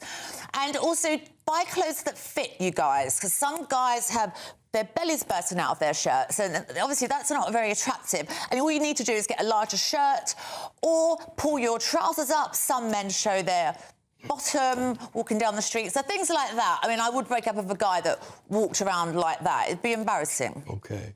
So no bum cleavage, Nikki? No bum cleavage, but I've got to say, so I used to be a Silicon Valley dating coach, and we used to distinguish between red flags and red herrings with people. And I always thought fashion sense was a red herring. And the reason being is because actually lots of guys don't know what they're doing with clothes. But if they're kind, considerate, great in bed, romantic, and they've got loads of good qualities, you can easily shift their fashion sense over time. It seems such a shame to throw away a really nice partner over what clothes they wear. And at the end of the day, isn't it all about what they look like without their clothes on anyway? Nikki, don't you think, though, it's a full-time job? I mean, you could put someone's outfit together for an event or for an evening, for a nice dinner or something, but imagine having to take over somebody's wardrobe full-time and dress them on the daily. I mean, that is exhausting. But I just think you have to let some of it go. I don't think it's that important. I think people get hung up on the wrong things. And actually, let's just say, what was interesting actually about this study, it came from the Daily Star, is that apparently more men than women get frustrated about their partner's clothes choice.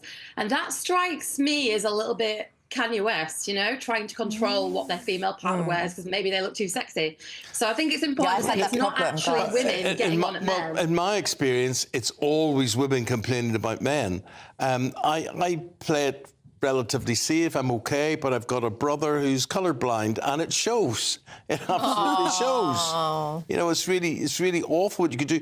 And I think, I mean, I agree with Paula.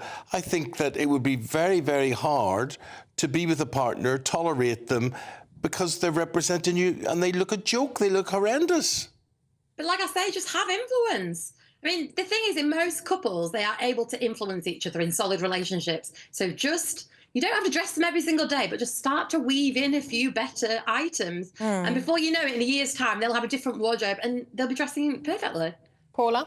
That's a great idea. But I do think that a lot of men do question what women wear. I mean, I've dated guys, they don't want me to wear makeup or, you know, dresses that are a little short. And I always tell them, I'll dress how I like, thank you very much. But a lot of men do want to tell women what to do, but they hate women telling them what to do. A lot of men are set in their ways. They wear the same colour, the same this, the same. And I think that's fine, as long as things fit you properly and they're clean. Yes. That's fine. But I don't understand how so many men can be so stupid when nothing seems to match, nothing at all. I get the fact that, you know, your size matters, what's available to you to wear and whatever, but I think the Continentals have it right. You go to the beach, right, or you go to the pool or whatever it is, and French men, Italian men, whatever, will wear blue shorts or blue chinos, white top, or blue top and white chinos. For instance, you cannot go wrong if you dress like that, for instance. Yeah, well, the Italians, I would completely agree. Sorry, I would completely agree. I mean, I'm really lucky. My husband's an amazing dresser. And actually, he's Asian and he loves bold colours and he's able to carry them off because of his skin tone. And I just think it's fabulous because actually a lot of men's clothes are really boring. No, it's true. Paula? I think a lot of Italians spend a hell of a lot of money, and that's why they dress so well. I remember reading an article years back. Some Italians spend 70% of their income on clothes. And if you spend a lot of money on clothes and you have some sense of style, you will look better. But you don't have to spend a lot of money. There's so many second-hand clothes you can buy now that are excellent quality and cheap. And colour's a big problem. Yes. Avoid colours. Yeah. Avoid, because the more flamboyant you get, the chances are the more awful that you're going to look. It's a good tip. Paula, Nikki, thank you so much for your thoughts on that one. Let us know what you think at home. gbnews.com/you'll say. Would you end a relationship because someone can't dress? Yes. So would I. You go. And so would Paula. I'm very supersexual, so I like clever men. So I'm more concerned about what's in their brain, but I want them to look clean and put together. And would you be willing to sort out their entire wardrobe if it's the right man? Possibly. But a lot of men are set in their ways and some won't change. And Nikki, you would just be more tolerant, would you? Oh, no, they love to press the button and kill people here. She's gone. She's gone. That's it. Oh, bye, Nikki. Lovely. Thank you very much indeed. Well, Paula, stay with us because you're going to be with Chris Akabusi going through the papers. But first, Paul Coit will be here with the sport.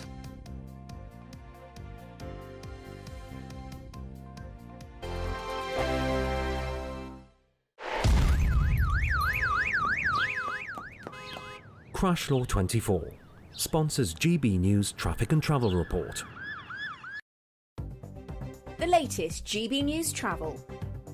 Good morning, I'm Russell Holding. There are some cancelled P&O Irish sea sailings this morning between Cairn Ryan and Larne because of a technical problem. In Leicestershire, the A6 is partly blocked southbound by an accident off the A563 at Red Hill Circle in Leicester, causing delays. West Midlands Metro services aren't running between Wolverhampton Station and West Bromwich Central because of overhead line problems. On the M1 in Bedfordshire, there are southbound queues after traffic was stopped just after junction 12, the Toddington and Flitwick turn, when a van broke down. And in London, Kings Road in Chelsea is closed at the junction with Gunter Grove after an accident. You can stay up to date throughout the day by visiting our website, gbnews.com. Crash Law 24 sponsors GB News Traffic and Travel Report. Good Afternoon Britain isn't just about us. The wonderful thing about this programme is it's about everyone watching. It's an interactive programme. Well, there absolutely is something to see here, and we're going to be talking about it more. Whether it's breaking royal news, please bring us up to date, or indeed a particularly punchy speech in the House of Commons. Very, very curious. We bring it to you live, and then we bring you live reaction as well. That's Good Afternoon Britain, weekdays from midday. Only on GB News, the People's Channel, Britain's news channel. Hi, I'm Michelle Dewberry, and my show is your opportunity to cut through all the noise and dive in headfirst to some robust debates. Ideas clash. Situation, no, isn't it? No, because the failure is you're deliberately avoiding my point. Nothing's held back. And if you think this is the end of it, wait for more. And we do not shy away from the difficult stuff. Sometimes I want to shake people and say, if only you understood. So join me on Jubes & Co. weeknights at 6 p.m, only on GB News, Britain's news channel. The royal family is an enduring symbol of tradition, unity and pride for Britain. At GB News, we celebrate what makes this country great. In our new royal newsletter series, you can join me, Cameron Walker, for Inside the Palace, an exclusive look every week that takes you beyond the gates and brings you the very latest from those at the heart of the monarchy. Never miss a royal moment again. Sign up now. Go to gbnews.com/royal newsletter and get the latest straight to your inbox. It's Patrick Christie's Tonight, and here we do things differently. It's explaining the absolute madness of this, doesn't it? It's explosive. I mean, this is very good. It's lively. 850. Your government sat there, Sean, and it did nothing. It's controversial. And the Middle East has been in turmoil since before I was born. It's everything you need to kickstart your evening. Everyone's had their Weetabix tonight. I love to see it. That's Patrick Christie's Tonight, weeknights from 9 p.m. Only on GB News, the People's Channel, Britain's news channel.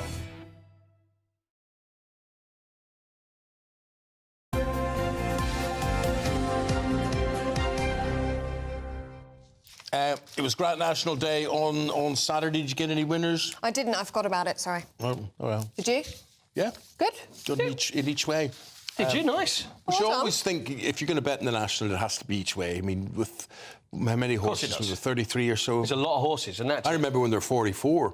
Do you? Yeah, but it's now down to 33. Yeah, but it's because it's dangerous, isn't it? I still have a problem with. it. It makes me uncomfortable. It makes me nervous. Still, the Grand National because of the danger. It's the greatest steeplechase event in the whole world. Well, it is. There's no question about that. I've been lucky enough to stand at Beecher's Brook. I mean, report from there for the BBC. And so you're just literally standing at Beecher's and you're talking. I was doing this for radio, and there they come, and the noise of those hooves. It's amazing. So were you there like that? And now let's go over to Beecher's and Damon Holmes, go to the races. And they see doing all that business. Yeah. Yeah, I mean, as they come along. The ground shakes. The ground. I can believe it. I can believe it does. Now the good news is that there were no fatalities this year. Thank goodness. Thank goodness. But there were two horses that people were worried about, and I just want to give you a little update on those. Sleb Dallin is one of them. Now, this is the horse that pulled up on the final fence and was going along and was in the lead and then ended up collapsing through exhaustion. Now, Michael Nolan, the jockey, was suspended for 10 days because, quite frankly, should have pulled the horse up. You know, and as a jockey, you know everything about the horse you're riding. He's one fence from home. You're one fence from home, but the thing is, he was falling back, and surely he knew something was up, and then the horse collapsed. So everybody was worried about that. But The horse is fine and is heading home. The other one was Broadway Boy. Now, sorry, it was Broadway Boy was the one that was in the lead for most of the way. And this was at the final fence, the 25th fence, fell, and it was a really nasty fall as well. So Broadway Boy, and this is everybody was worried about this horse, is also fine and heads back to Gloucestershire today. So thank goodness everybody came home safe. Did you see that one where the jockey grabbed the guy beside him who was falling off? No. The fence. And it's a magnificent shot. And the jockey, he has ridden the same fence and they're all together and he just has his hand out and he pulls the guy back onto his horse. Yeah. Brilliant. That's very good of him. Yeah, Very but good. anyway, so... and well done to Mick Rockett as well. So Pat Mullins, who won, who ended up winning the Grand National, you know, like as you say, the most important race there is.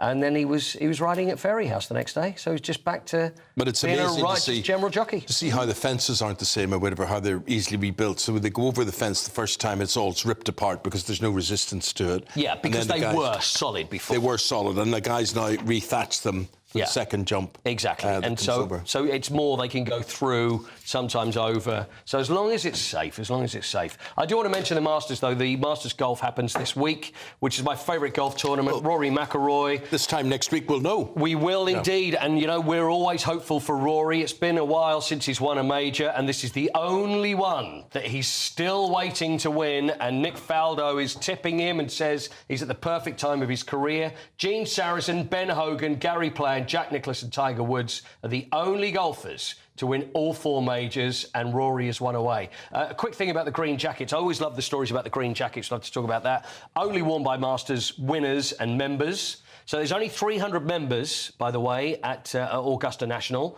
and they are the only people that can wear them, but they can only wear the green jackets on the course and around the course. So if you win the Masters, only for a year you can get to keep your jacket, but then when you get back, you've got to put it back in the locker room and you're not allowed to wear it anywhere else. Although Gary Player was given dispensation once and had it for a year, and he was allowed to wear it elsewhere. But only if he promised not to wear it in public. To wear it at home, but nowhere else. So the first team to go down in the Premier League, it happened yesterday, it was Southampton. Yep, they got. And I want to ask you were Spurs man, you were there. Yep. It was your team that did the dirty deed. Am I ashamed? Are you? What way do you feel? Or do you feel you get any pleasure out of that? No. No, I wouldn't think so. No. It's like, you know, win's a win. And Spurs managed to... You know, it wasn't that exciting. It wasn't a great game either. You know, the quality wasn't terrific, even though Spurs won 3-1. And Southampton are down. I think it's a shame, but they now have that record because... furthest away from the end of the season, 7 games to go, and they're down, and the record before that was 6. I'm not sure about the pink shirts either, to be honest. No, although your pink tie looks nice. The pink and the yellow with them. I don't like the yellow branding. Yeah, no. But anyway, Southampton are gone. Leicester play Newcastle tonight, and I think Leicester will probably be one of those teams that will go down with. Oh, watch this space. Yeah. Thanks, Coity. Pleasure. Still to come, we're going to meet the man who wrote Jesus Christ Superstar, The Lion King, and Jesus... Oh, we've written that twice. So Tim Rice is here at 8:20 a.m. this morning. But first, if you're in search of some holiday sun, here's the forecast for some of the top European destinations. Can't wait to get in that sea. Lovely and warm. Just like the feeling of having great travel insurance. All Clear Travel Insurance sponsors GB News Travel Destinations Forecast.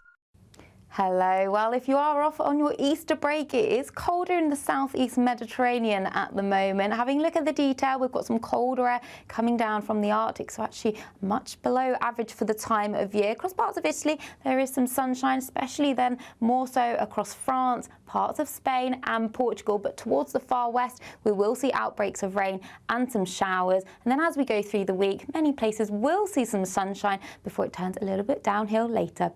All Clear Travel Insurance sponsors GB News Travel Destinations Forecast. If you want your news to be straight talking... This is the nightmare for the Conservatives again. Down to earth. It's not just Nottingham where this is happening, is it? And most importantly, honest. Hard-working, middle-class taxpayers, they'll get their book thrown at them. Then catch me, Martin Daubney, Monday to Friday, 3 till 6 p.m. on GB News, Britain's news channel. Sunday with Michael Portillo from 11, only on GB News.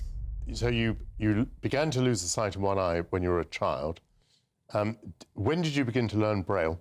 So, back in the 80s, sight loss wasn't talked about. I was in the back of the classroom, blind in one eye, had the patches. Always wanted to be an artist, from day dot, as they say. And I did a degree in model making because I thought I'd get a skill base behind me because then I could do all the crazy stuff later. And I became a dental model maker. And around about 12 years ago, I noticed a dark shadow in my right eye, or left eye. Right, left and right is not very good for me. That was it. It was like, I want to be the artist I want to be as a 6-year-old.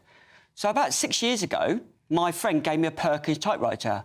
Now, have you ever come across one of those before? No, tell me about it. So this machine has not changed since the 1950s. It's like an organ with 6 keys, because Braille is a mathematical language. So when you ever have a play on one, you can learn it really quickly. So I learnt Braille in 3 weeks because I saw it as a pattern. How extraordinary. You learnt it in 3 weeks? Yeah, because I didn't see it as a letter. Because as an artist, my brain is geared to, wired to patterns. So after 3 weeks, I was like, oh, why can't this be an art form? Just like a typewriter we use as a letter, I can use a dot, and for me, the dot has more power. But that spells love in Braille, yes? It does. Take me through it then. So the idea is iconic print, 1970s, LOVE. I've just Brailleised it. And then by giving it another colour, if I told everyone that this one is called bubblegum, I'm sure all at a certain age group would know a certain bubblegum brand that this inspired me. So the idea is I'm going to do loads of these, and just by changing that word, we'll have the colours. So I see colours through words as a blind person now. Yes. Now, this is a very tactile piece. Yes, you can touch it, in other words, yes, this is all in high relief, so my fingers are tracing this. GB News, the People's Channel. In the GB Newsroom, we bring you the news as it happens. With our team of dedicated journalists across the UK, we're ready to keep you up to date with what's happening every half an hour, every single day. Bulletins here on GB News, the People's Channel, Britain's news channel. This is Britain's Newsroom, where your voice matters. It's just astonishing. With expert analysis and honest opinion, we don't just keep you informed. We bring you unique perspectives you won't see anywhere else. Can't argue with any of that. When the news happens, it happens here. On Britain's Newsroom, weekdays from 9:30 a.m. Only on GB News.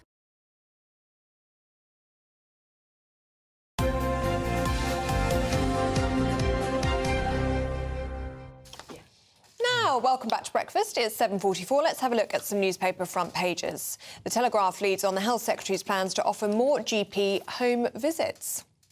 The Times looks ahead to the Prime Minister's announcement that net zero rules will be relaxed to protect the British car industry. The Daily Express looks ahead to VE celebrations in May. According to the paper, the government is pledging to pay for all World War II veterans' travel costs to attend the services. And dust off the sun cream, says the Daily Star. We're set for an Easter heat wave of up to 24 degrees. That'll be nice, won't it? And if you go shopping at Asda, you will be subjected to facial recognition. Let's talk to Paula London and Chris Akabusi about that. Paula, your story. Yes. This is in the Mail. I mean, at the moment, there's so much shoplifting going on. It's prolific. But I think the best thing that they can do would be to put people back on the tills again, and that will cut shoplifting hugely. Totally agree. But in the meantime, facial recognition is great. If you've got nothing wrong, I don't think it's a problem. But we could go down a dangerous path, and we don't end up like China, where everyone is being watched all throughout the day. Yeah. But what I find so annoying is when I'm in a supermarket using the self-checkout and then someone's staring at me, and I just feel like if you don't trust me to do this, you can just serve me. But they don't want to serve. They just seem to want to stare at you. These big shops have brought this on themselves. I watched a documentary on this last week, and they were walking around asking the question, why are people shoplifting? Why are more people shoplifting? Well, why do you think? It was a blooming obvious question. Yes, obvious. People are broke. Things are really, really expensive. It doesn't explain every piece of shoplifting, but I think it explains a lot of it, Chris. I think they do it because they can. Yeah, it's opportunists a lot of the time. Yeah, exactly, opportunists. You say the cost of living. If you want to stop shoplifting, it's quite basic. Just have plainclothes detectives, store detectives that are walking around and nick you when you are... But that's very time-consuming, Chris. I mean, having worked in a store where that happens, you have to take out, what is your name? My name's Ellie, right, come on, let's fill it in. Where do you live? What do you do? And you have to spend forever. And you know what? If she has stolen below £200, right, there's nothing they can do about it. No, there's nothing... No, well, yeah, but there is a social stigma for the majority of us. If you've got nabbed in the process of nicking something. I know there's some people who have no shame, but my concern, as soon as I hear about this surveillance culture, we are surveilled, we all know that, we all know about a mobile phone, we all know about... But it's the digital ID, it's the onslaught of this sort of society where you are... Big Brother watch, exactly that. Talking about that's on tonight. I'm looking forward to watching that. Celebrity Big Brother, yeah. That's my concern, is that this is just an excuse to bring in the whole Big Brother watch, and before you know it, digital passports, digital medical records, digital currency, you're done. You sound as if you're a bit like me. I have very little sympathy. I have sympathy for people who run a corner shop and use agents, whatever. But department stores, big shops, I don't have the same sympathy for because they have brought this about. I don't want to pack my own groceries. I don't want to be doing that. It's not my job, it's your job. I'm spending a lot of money with you. Why can't you do it for me? And then they complain that some people are sticking a cabbage up their shirt and I mean, I said to one woman, if I wanted to get a job in that particular supermarket, I would. Like, why should I have to do all of that? And then they're just standing around gassing to each other, the shop assistants, or staring at you with their eyes in your head. Like, to be fair, all industry has gone this way. Banking is my big gripe. I used to love going to the bank, speaking to the teller, talking about what it is, things done, and you knew your bank knew you knew your bank. Now... Have a sit-down face-to-face. Yes, not of anymore. course. And I think talk about youngsters being frightened to actually exchange and say hello, goodbye to and people. thank you. Have niceties and whatever. Yeah. But I often help older people in supermarkets when I go, because they struggle. And I just think the staff watch these people struggle and they can just be helping them. But I think lots of people would prefer to go to an old-school till with a person. Without a doubt. I mean, I'd always look for that, but my local supermarket has actually taken, because it's only small, has taken away all of the old-school tills and just has the self-checkouts. Yeah, right, OK, well, that's so annoying, So actually, I agree with Eamonn with that. So you don't have that much sympathy because they knew that would happen, more shoplifting, when they took people off the tills. Yeah. Chris, let's look at this story, also in the Daily Mail today. 9 out of 10 GPs are calling for prostate screening programme. It's hard to believe this isn't already the case. Well, a man of a certain age, if you get to 50, I think it is, you do get a call for your PSA test. But actually, it's the most prevalent cancer in men, more prevalent than breast cancer in women. Wow. If you catch it, I mean, one thing for sure, most men die with prostate cancer. So, you know, it's something that you can catch early, monitor, take care of. However, if you get it at stage 1, you can survive it. Stage 4, when it's metastasized, you are obviously in serious trouble. I mean, I've had my bout of prostate cancer. 1 in 4 black men will get prostate cancer. 1 in 8 men get prostate cancer. I caught mine very, very early. I was very fortunate. I had symptoms,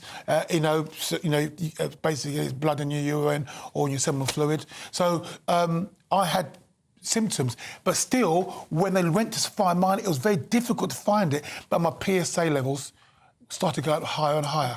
So I got it sorted, but most men won't tackle that sort of health issue. So the idea... Die of embarrassment, some men. It's very sad. Absolutely. So the idea that you're forced to have a national screening earlier and earlier, I like that idea. I think most people would support that. Oh, 100%. You know, because we lose good men in their 40s and 50s now, certainly 60s, to prostate cancer, which is obviously a travesty. Yeah. Doesn't need to happen. Let's have a look, shall we, Chris, at this story in the Daily Mirror. Tourists facing a wave of summer protests in Spain. Yeah, now this is an interest for me in as much as that tourism obviously is the major thing with Spain, but I think we're getting a touch of our own medicine here because the locals are getting really upset because I don't think it's just bits abroad. I think it's probably all tourists abroad. The house prices have gone up to such an extent that the local Spanish individual is finding it difficult. House prices have gone up by 40%, and also I saw like 28% somewhere. So for rental income. So it's a real challenge for them. And now they're in major capitals, Barcelona, Madrid. They're all complaining about the summer season and influx of tourists. So it's interesting because we have had a rise in the challenges of immigration, haven't we, over here, where people get upset with immigration. It's interesting to see the shoe on the other foot in Spain, where they're complaining about, I mean... They're going to regret that, though, because people have so many different places, so many more options of where they can go on holiday. You know, people have been going to Spain for, you know, over... For donkeys. Yeah. I mean, even when I was at school. Yeah, but now there's so many places you can go to, and it's actually cheaper, places like Turkey. So they'll tell everyone not to come, and then they'll be crying when they don't have Well, they need people. the tourism as well. It's a difficult balance, isn't it? You can see that they've got issues, obviously, with their housing and their rental markets. But you see, need the tourism. you're a really good traveller, and for various reasons, part of my disablement as well puts me off.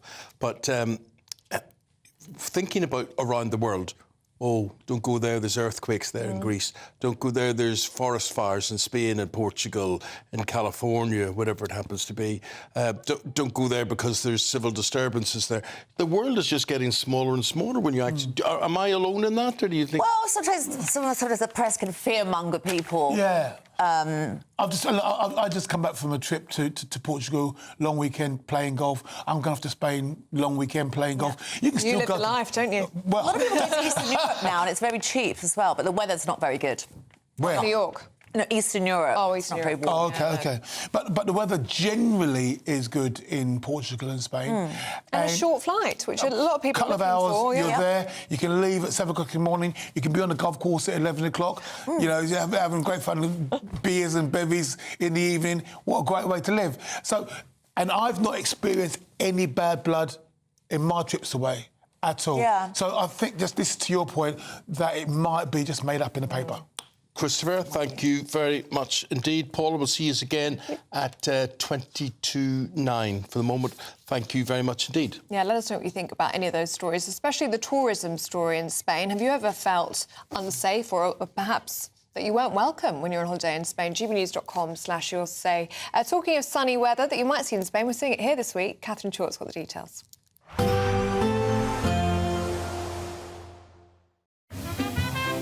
Heavy showers first thing will be followed by a warm, cosy day. Boxed boilers, sponsors of weather on GB News. Good morning and welcome to your GB News weather update from the Met Office. Well, we have high pressure dominating through the rest of the week. Dry and sunny days on offer, but some chilly starts to the day. As we look ahead through much of Monday then, not much changes from the weekend. We hold on to plenty of blue skies after any mist and fog soon lifts and clears. Across Orkney and Shetland, though, we just have a bit more cloud here, but lighter winds for many of us compared to recent days. So it'll still be feeling warm, especially out towards the west. We could see highs of up to 16 or 17 degrees. And as we go through the rest of Monday evening and into Tuesday, well, again, not much changes. We hold on to some lengthy spells of sunshine to end Monday. We have got cloudier skies just still lingering across parts of Orkney and Shetland. Across Northern Ireland, staying dry through Monday evening with some variable amounts of cloud. Similar picture for much of England and Wales as well. So as we go through Monday night and into Tuesday, we hold on to lengthy clear skies, and with the light winds around, this will allow some isolated mist and fog patches just to develop. We still hold on to some cloud, especially across northern parts of Scotland, but elsewhere fine and dry and turning a little bit chilly, perhaps with a touch of frost in places to start Tuesday morning.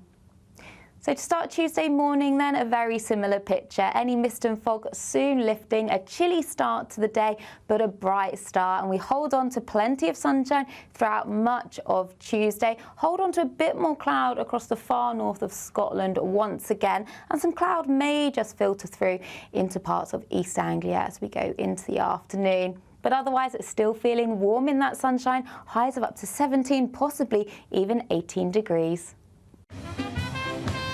There will be a light breeze in the morning, leading to a warm front. Boxed heat pumps, sponsors of weather on GB News.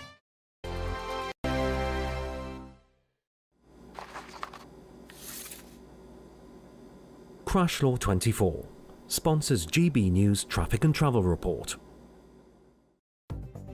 The latest GB News travel.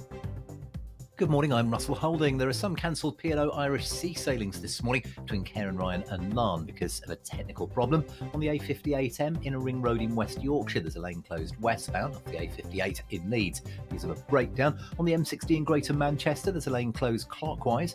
There's an accident at junction 24 at Denton Island causing queues. West Midlands Metro services are suspended between Wolverhampton Station and West Bromwich Central because of overhead line problems. And in London, Kings Road in Chelsea is closed at the junction with Gunter Grove after an accident. You can stay up to date throughout the day by visiting our website, gbnews.com. Crash Law 24 sponsors GB News Traffic and Travel Report. Courtesy of Marquis Leisure, you could be driving away with this brand new Elnag Baron 560 motorhome. It comfortably sleeps 4, comes with sky roof, integrated kitchen and bathroom, and is worth over £67,000. And that's not all, as we'll also give you a further £5,000 in tax-free cash to make sure that wherever this motorhome takes you, it takes you there in style. For a chance to win a motorhome and cash, text WIN to 63225. One entry costs £2.50 plus one standard network rate message, or text BONUS to 63225. 5 entries cost £5 plus one standard network rate message. Go to gbnews.com/win. Entries start at £2.50. Call 0903 686 3232. Calls cost £2.50 plus your network access charge. Or post your name and number to GB13 PO Box 8690 Derby DE1 9TT. UK only. Entrance must be 18 or over. Lines close at 4 p.m. on the 6th of June. Please check the closing time if listening or watching on demand. This is Britain's newsroom, where your voice matters. It's just astonishing. With expert analysis and honest opinion, we don't just keep you informed. We bring you unique perspectives you won't see anywhere else. Can't argue with any of that. When the news happens, it happens here. On Britain's newsroom, weekdays from 9:30 a.m. Only on GB News. If you want your news to be straight talking... This is the nightmare for the Conservatives again. Down to earth. It's not just Nottingham where this is happening, is it? And most importantly, honest. Hard-working, middle-class taxpayers, they'll get their book thrown at them. Then catch me, Martin Daubney, Monday to Friday, 3 till 6 p.m. on GB News, Britain's news channel. We're proud to be GB News, the People's Channel. And as you know, we always love to hear your views. Now, there's a new way of getting in touch with us at gbnews.com/your say. By commenting, you can be part of a live conversation and join our GB News community. You can even talk to me, Bev Turner, or any of the members of the GB News family.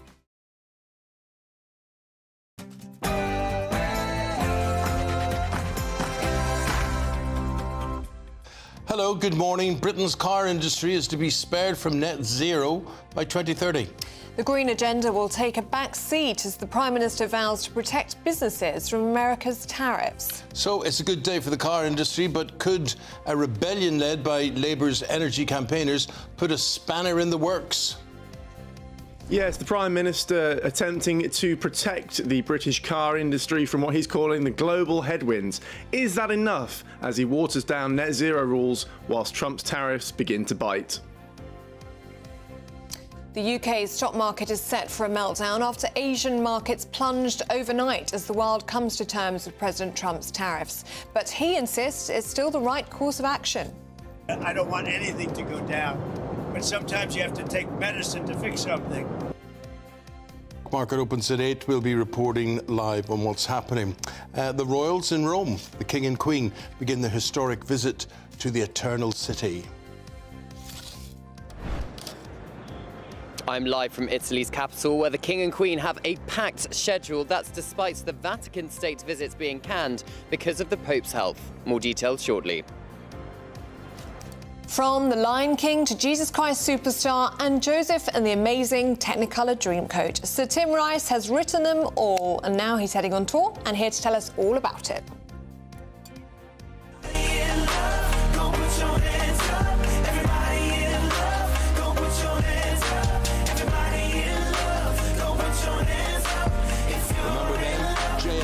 They've sold millions of records, they've toured the globe, but what motivates them to keep making music almost 20 years after forming on X Factor?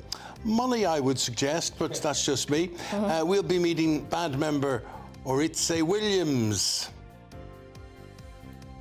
And in sport this morning, Southampton have set a record to become the first team ever relegated from the Premier League with still 7 games left to play. Possibly the most drab Manchester derby took place yesterday at Old Trafford, which ended 0-0. And Scotland were crowned world champions in Canada last night. But at what sport? I hear you cry. Well, we'll find out in about 20 minutes. If you've been enjoying the sunshine, well, there's plenty more to come. I'll have all of the details in the forecast coming up shortly. You're starting your day and you're starting your week with us here. I'm Eamonn Holmes. I'm Ellie Costello, and this is GB News Breakfast.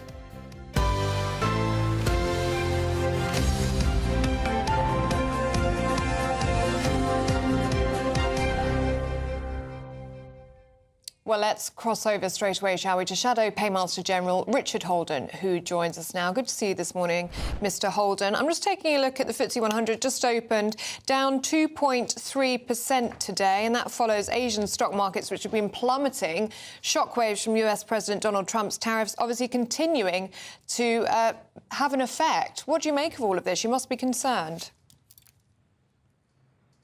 I am very concerned. I think this is particularly for UK business, on top of Labour's massive jobs tax increases, which are costing even our automotive sector alone £200 million a year, kicking in yesterday, costing businesses in my constituency and right across the country. You know, on top of that, these tariffs are really very unwelcome.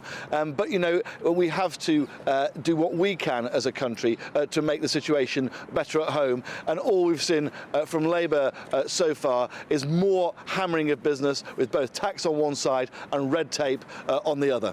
Well, they're actually announcing today this plan to support car makers by rolling back on some of the net zero expectation and measures that have been placed on them. What do you make of that? Do you think it goes far enough?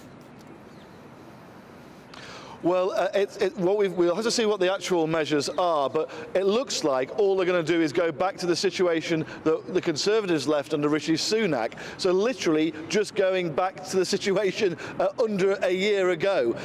We've not heard anything, and I've got Ford's UK HQ at Dunton in my constituency, where they've already talking about non-compulsory redundancies in the order of hundreds, if not thousands of jobs. We've already seen up in Luton, one of the van factories closed there with a loss, more jobs in the UK. We've already not had any confirmation yet of the plug-in van grant for the long term, absolutely crucial to the UK's commercial vehicle sector.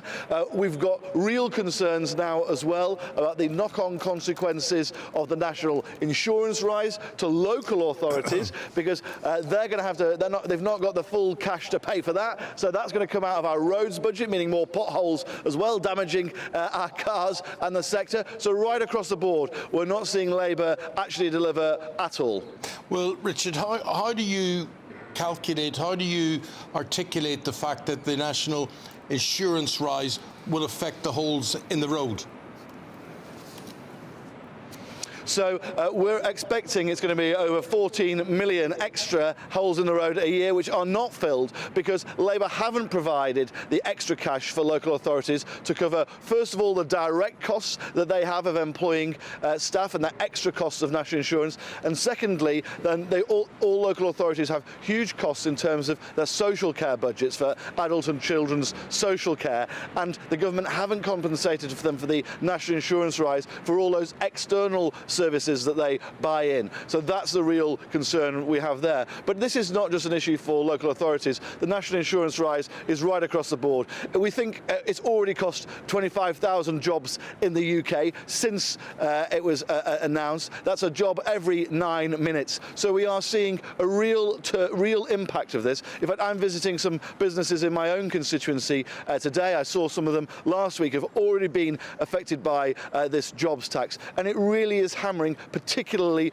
younger and part-time workers and those businesses which rely on those people, such as the hospitality sector, but also things like your GP surgery.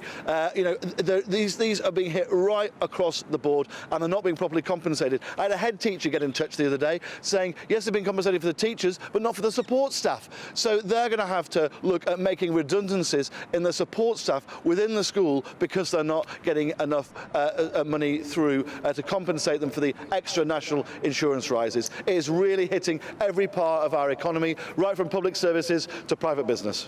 Can I ask you about these two Labour MPs who were refused entry to Israel because they plan to spread anti-Israel hatred? This, according to Israel. They were detained, questioned and refused entry. They say they were visiting humanitarian projects, or hoping to at least, in the West Bank. This rows emerged over the weekend because Conservative leader Kemi Badenoch essentially saying she backs Israel in this decision, saying that Israel has a right to control its borders.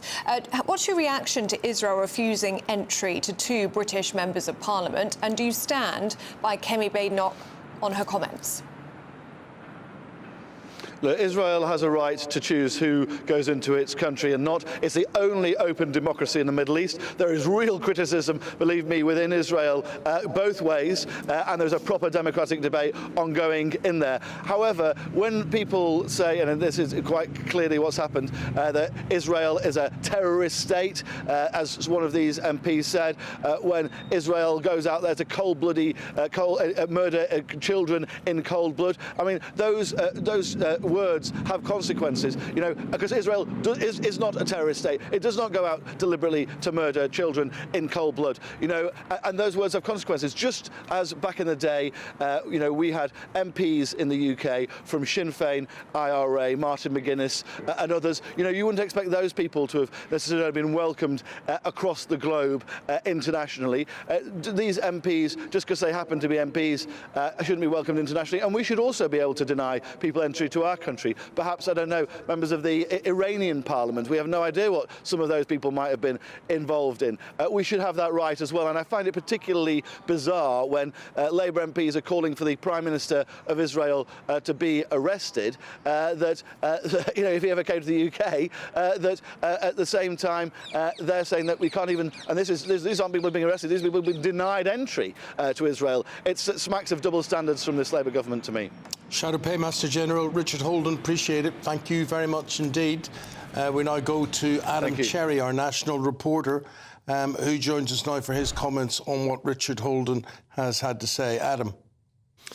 Good morning, guys. Yeah, I mean, it's interesting, isn't it? The Shadow Paymaster General there, Richard Holden, talking about the impact of the national insurance rise at the same time as the trade war and certainly the tariffs bite as well. The UK economy is under serious pressure. Now, Rachel Reeves will be in attendance at the Prime Minister's speech where he's talking about car manufacturers today, but she won't be making any comments to the media, we understand. But she is in a really, really difficult position. Her fiscal headroom is probably going to be wiped out if latest analysis is correct. In fact, KPMG analysis over the weekend said that by 2027, a combination of the trade, tariffs, and the stagnant growth, or rather the huge amount of tax rises, is going to lead to a 22 billion, remember that figure, an over 22 billion pound reduction in our growth and in our economy. So she's either going to have to raise taxes or cut spending again in October.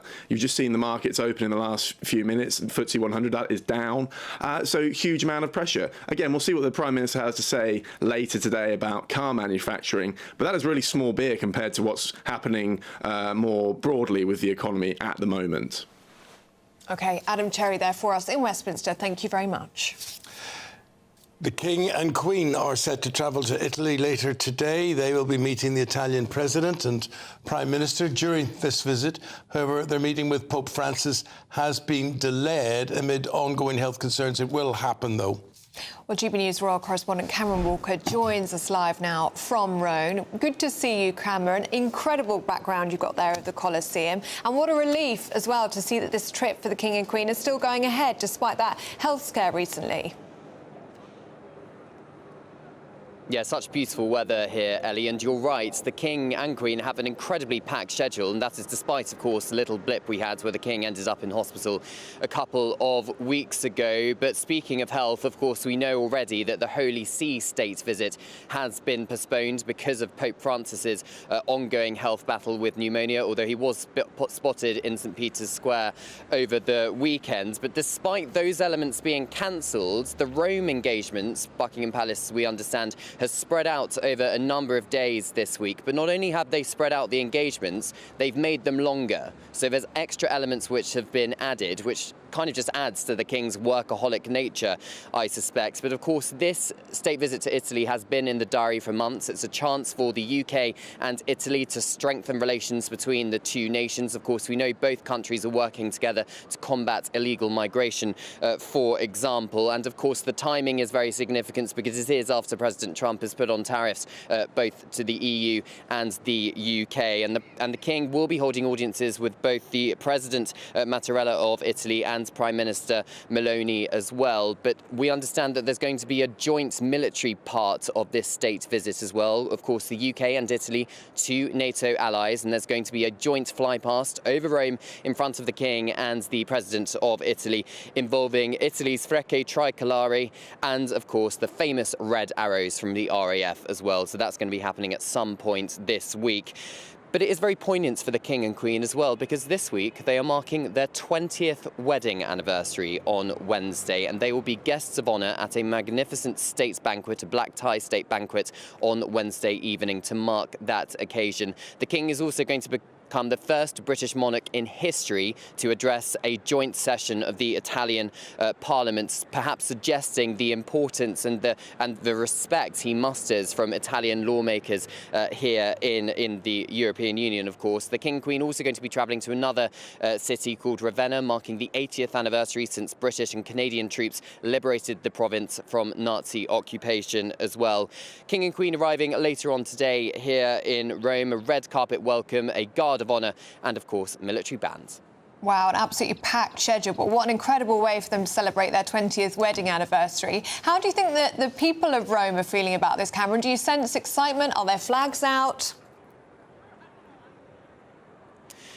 Well, there's a lot of tourists wandering around the Colosseum behind me, Ellie. There have, of course, been a few murmurs that the King and Queen are going to be coming. We are expecting large crowds when they are undertaking public engagement in Rome. We believe they are going to be visiting the Colosseum at some point this week. And, of course, when there's the big state welcome, the ceremonial welcome that always happens at the start of a state visit, we're expecting large crowds for those as well. Now, for security reasons, of course, Buckingham Palace don't confirm exactly where the King and Queen will be at a certain time, but we do suspect the Italian people will be queuing for a chance to glimpse the King and Queen, because of course, although the King is head of state in the United Kingdom, he does muster that global fame, and it's all about that soft power of diplomacy which he musters to kind of strengthen the relations between the two nations. And don't forget, it's the UK government that sends the King on these state visits to strengthen relations between the two nations. OK, enjoy the sunshine. Thank you, Cameron. Appreciate it. Just letting you see the FTSE here.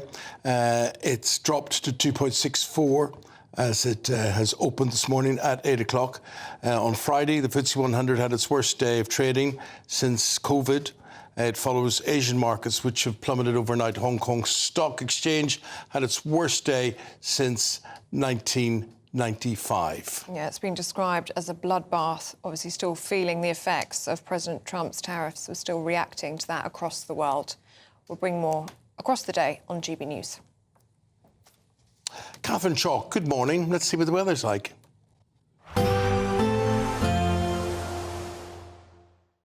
Expect a warm front, moving from the kitchen right through to the rest of the house.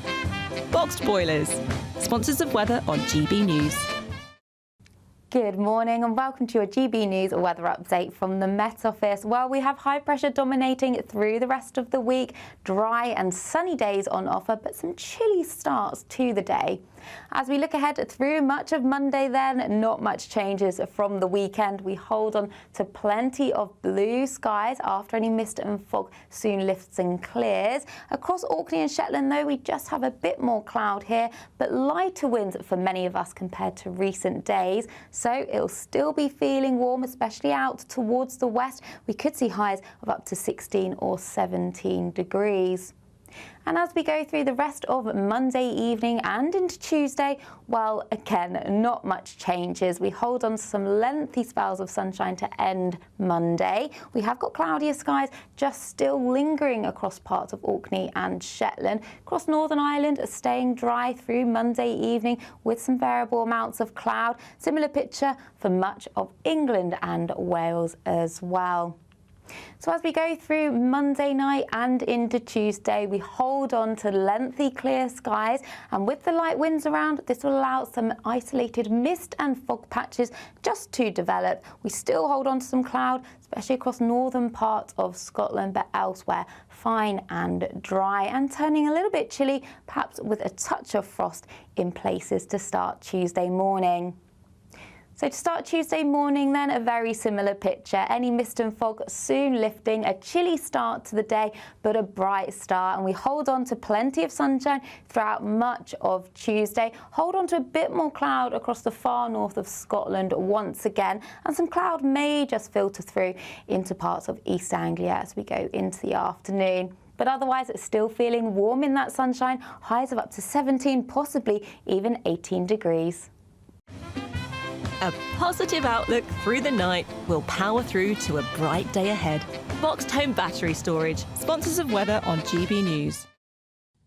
Just getting you an update on the FTSE. Further drops happening there since 8 o'clock. What have you got, Ellie? Yeah, FTSE now down to 5.3% down today, as they're continuing to fall this morning. Hopefully we do get a little bit of an uplift. But this is all about the tariffs, yeah. tariff situation and what it's doing. Yeah, shocks around the world. We'll keep you posted on that. But it's time now for the Great British Giveaway. This is the biggest prize we've ever given away, apparently. Yes. Though I think we've given away more. Anyway, it's good. It's good. If you ever fancied a motorhome, you know, get in there in a bed and a TV and everything inside it, well, it could be yours. Yeah, a brand new four-berth motorhome worth over £67,000. But that's not all. We'll also give you £5,000 in cash as well. So if you want a chance to win, here are all of the details that you need. We're making the Great British Giveaway a getaway with a chance to win our biggest prize to date. You could be the proud owner of this Elneg Baron 560 motorhome worth over £67,000. Supplied brand new from Marquis Leisure, you could be exploring Great Britain and beyond this summer and making memories to last a lifetime. This motorhome comfortably sleeps four, has its own kitchen and bathroom spaces, and comes complete with all of the mod cons you'd expect from a vehicle of this calibre. And that's not all, as we'll also give you £5,000 in tax-free cash so you can get started on your next adventure as soon as possible. For a chance to win a motorhome and cash, text WIN to 63225. One entry costs £2.50 plus one standard network rate message, or text BONUS to 63225. 5 entries cost £5 plus one standard network rate message. Go to gbnews.com/win. Entries start at £2.50. Call 0903 686 3232.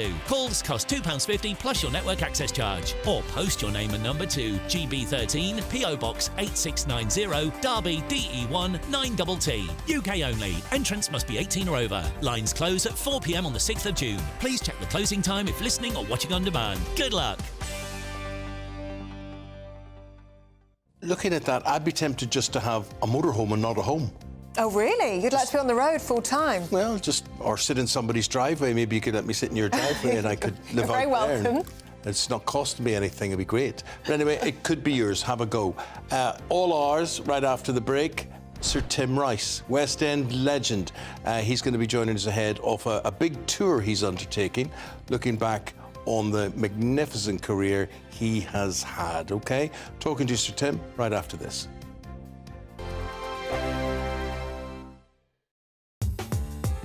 I'm Christopher Hope. From pop stars to politicians, I'll interview anybody in a pub who's got a political opinion. Join me every Friday on Spotify, Apple Podcasts, YouTube or gbnews.com, or wherever you get your podcasts.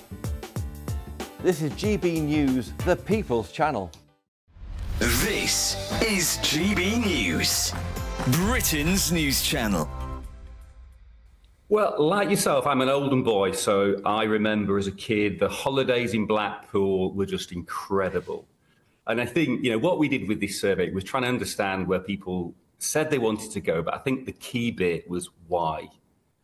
So we wanted to understand what was important about the UK holiday, and also just understand a little bit about, attitudes to travelling abroad and the UK. And I think, for me, 61% of people said the reason they need a holiday is family time. So for me, to be honest, whether that's in Cornwall, whether it's Essex, Lancashire, it doesn't matter. you know, what really matters, it's that time together, isn't it, with your family, your loved ones, that I think we all need more and more in a nutty world in which we live at the moment. So, yeah, it's what you're doing on holiday as well as where you're going. Andy, how can we find a good deal out of this? What are some tips and tricks for keeping the spending under control if you're looking for especially if you're going to Cornwall, for example? I'd imagine if you're looking in July or August, it's going to be pretty expensive, right? My advice would be, you know, research really carefully where you want to go. Think about what the location can offer, and we've got a range of holiday parks. You know what the holiday park can offer to you, and just try and plan early. I think it just takes that pressure away from later on. You know, everyone's on a to a degree a budget these days, but again, I think it's that time together that people will be willing to pay for. Of course, part of the research as well, Andy, was to do with the economy. 62% of people you asked said that Brits feel we should be going on staycations in order to support our economy. Just how important is that? Yeah, I think it's really important. It's, you know, the British tourism economy is worth many billions per annum, employs, you know, hundreds of thousands of people in tourism. GB News, the People's Channel. In the GB Newsroom, we bring you the news as it happens. With our team of dedicated journalists across the UK. We're ready to keep you up to date with what's happening every half an hour, every single day. Bulletins here on GB News. The People's Channel. Britain's news channel. Join me, Nana Akwe, for an informative, interactive news programme with a difference. It's fun. No, he didn't say that, though. I'm so surprised. I think there's an element of truth to that. Join me from 3 p.m. every weekend, only on GB News, Britain's news channel.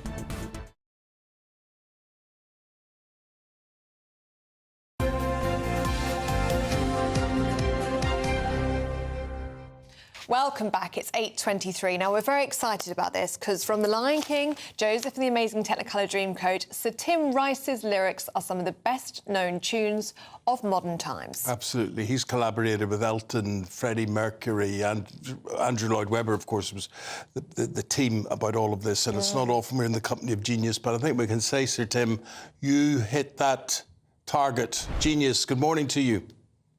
Thank you very much, Eamonn. It's a great pleasure to be here. And I think genius really should be replaced with luck, meeting the right people. Well, there's no doubt luck, I think, plays a part in all of our lives for certain things. But, you know, obviously when you get that ball at your feet, you've got to be able to put it in the back of the net. And that is what you did. Yes, as long as you know where the net is, you can go beaming off with great enthusiasm in the wrong direction. But Andrew and I were very lucky when we met. Almost 60 years ago to the day we met. And it was a clash, but a friendly clash between his genius and brilliance and interest in musical theatre and my rather tragic attempts to be a rock and roll pop singer. And the combination of rock and theatre, I think, made us unintentionally original. We stopped trying to copy the great people like Lionel Bart and Lerner and Lowe and Rodgers and Hammerstein, and we thought, we didn't even think it, actually, come to think of it.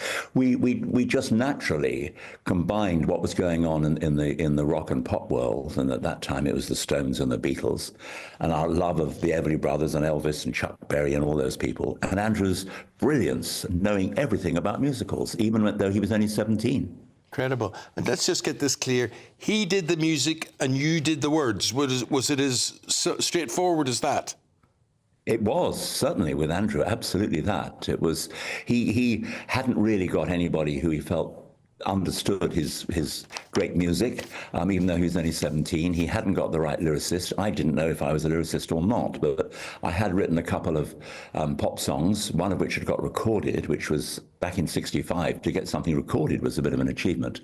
And I always was better at words, and I enjoyed writing, you know, bad poems and things when I was a kid. And I was always into dictionaries and words and rhymes and puns and jokes and all that. And the combination worked. And did you always, when you first met him, did you know that it was something special between you, or was it something that you had to work on before you came out with all of these greats? I didn't know. I just thought, here's a nice guy, he's very talented, and it's going to be fun. I was working with incredible lack of success in a lawyer's office at the time. I kind of thought by about the year 2010, I would be a sort of retired, knackered solicitor or something like that. But I didn't really look ahead. I was living for the day. I was 19. You get up in the morning, you think, what's happening today? And I didn't really think even beyond being 19 and a half. Now, when you have this show, what form does it take? Because obviously there's got to be music in it. You're going to tell stories as well. What way does it balance out? Well, it's me on stage, but don't let that put people off.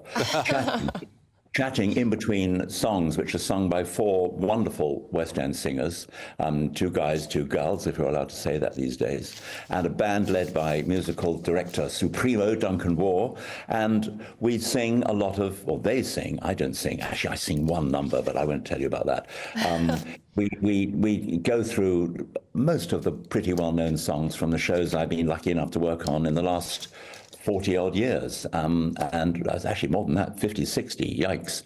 And we feature songs from The Lion King and from Joseph and from Superstar and from Evita and Chess and Aladdin and all that. And most people who come to my shows will probably be interested in musicals, so they'll probably know most of the songs. But we do fling in 1 or 2 flops and things that didn't quite work out. So it's a kind of ramble through my strange career, which sometimes I don't know what I'm going to say myself. So I'm thinking maybe the next bit will be interesting.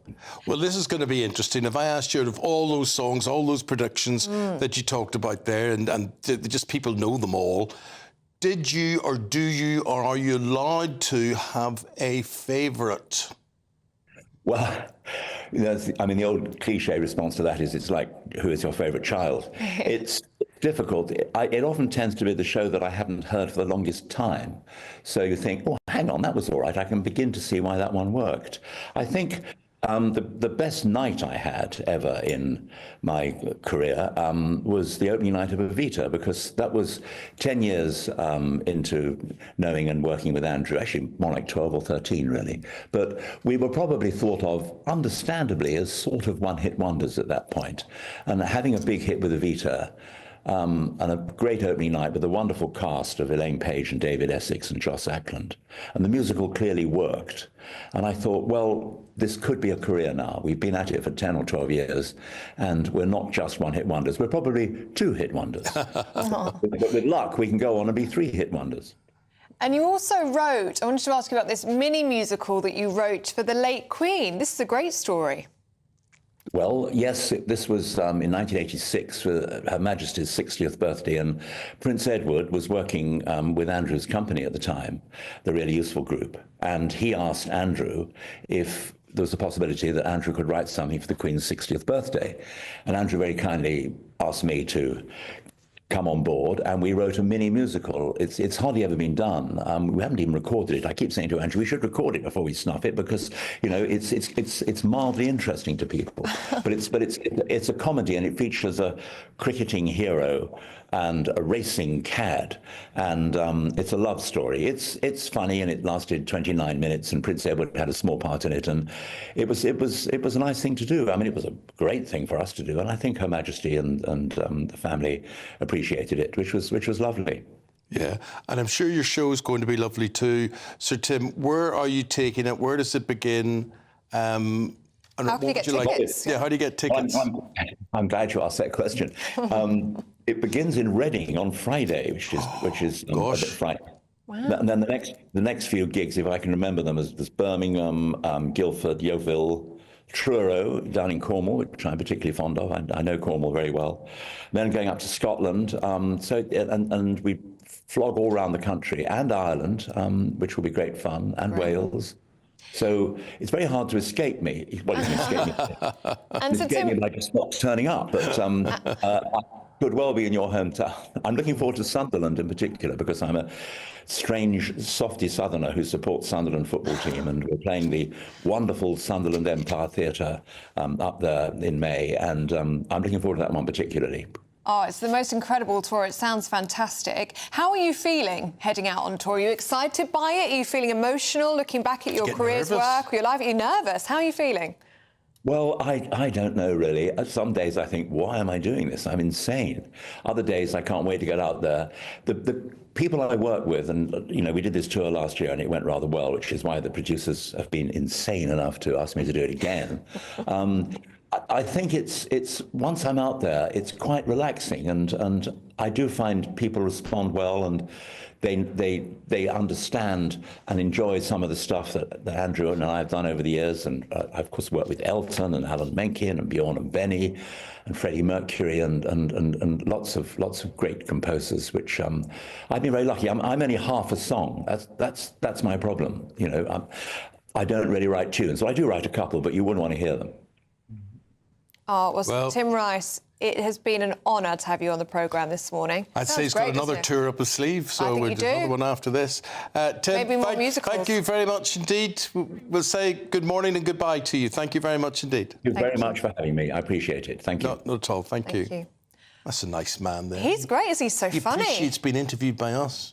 Yeah, that was nice, wasn't it? That's nice. And he's funny as well. Funny and talented. That's a nice combination. And humble as well. Very nice. Do you have funny? Brings back memories talking about things like Evita there, and I can remember when all these were released first time round, and he mentioned David Essex. I forgot he had an involvement in things, and he's worked with the most incredible composers. I mean, Sir Elton, Sir Andrew Lloyd Webber. I mean, all of these huge names. Tim Rice has been right there, working alongside them. Incredible.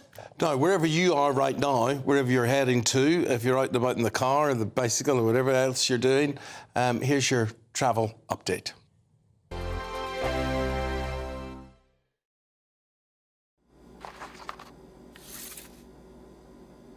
Crash Law 24 sponsors GB News Traffic and Travel Report. The latest GB News Travel. Good morning, I'm Russell Holding. There are some cancelled P&O Irish Sea sailings this morning between Cairn, Ryan and Larne because of a technical problem. In West Yorkshire on the A58M Inner Ring Road in Leeds, there's a lane closed westbound where someone's broken down between Clay Pit Lane and West Street. West Midlands Metro services are suspended between Wolverhampton Station and West Bromwich Central because of overhead line problems. In Essex, the A12 is partly blocked southbound by an accident at junction 22 north of Whittam, causing queues heading away from Colchester towards Chelmsford. And in London, Kings Road in Chelsea is closed at Gunter Grove after an accident. You can stay up to date throughout the day by visiting our website gbnews.com. Crash Law 24 sponsors GB News Traffic and Travel Report.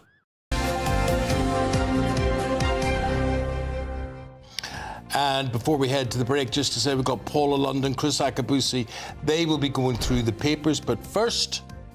Paul Coyte is going to be here with all your sport. This is GB News Breakfast with Eamonn and Ellie. The royal family is an enduring symbol of tradition, unity and pride for Britain. At GB News, we celebrate what makes this country great. In our new royal newsletter series, you can join me, Cameron Walker, for Inside the Palace, an exclusive look every week that takes you beyond the gates and brings you the very latest from those at the heart of the monarchy. Never miss a royal moment again. Sign up now. Go to gbnews.com/royal newsletter and get the latest straight to your inbox. Good Afternoon Britain isn't just about us. The wonderful thing about this programme is it's about everyone watching. It's an interactive programme. Well, there absolutely is something to see here, and we're going to be talking about it more. Whether it's breaking royal news, please bring us up to date. Or indeed a particularly punchy speech in the House of Commons. Very, very curious. We bring it to you live, and then we bring you live reaction as well. That's Good Afternoon Britain, weekdays from midday. Only on GB News, the People's Channel, Britain's news channel. Exciting news. Every Friday, my Patrick Christie's Tonight Show is going to have a twist to it. We're welcoming some special guests. You. That's right, on Fridays I'm going to be doing my show in front of a live studio audience because this show is about you and what you have to say. It's going to be the same big debates, same big topics, same big opinions. But every Friday night at 9 p.m, you are invited to come on down to Patrick Christie's Tonight to be a part of the action. Only on GB News, the People's Channel, Britain's news channel.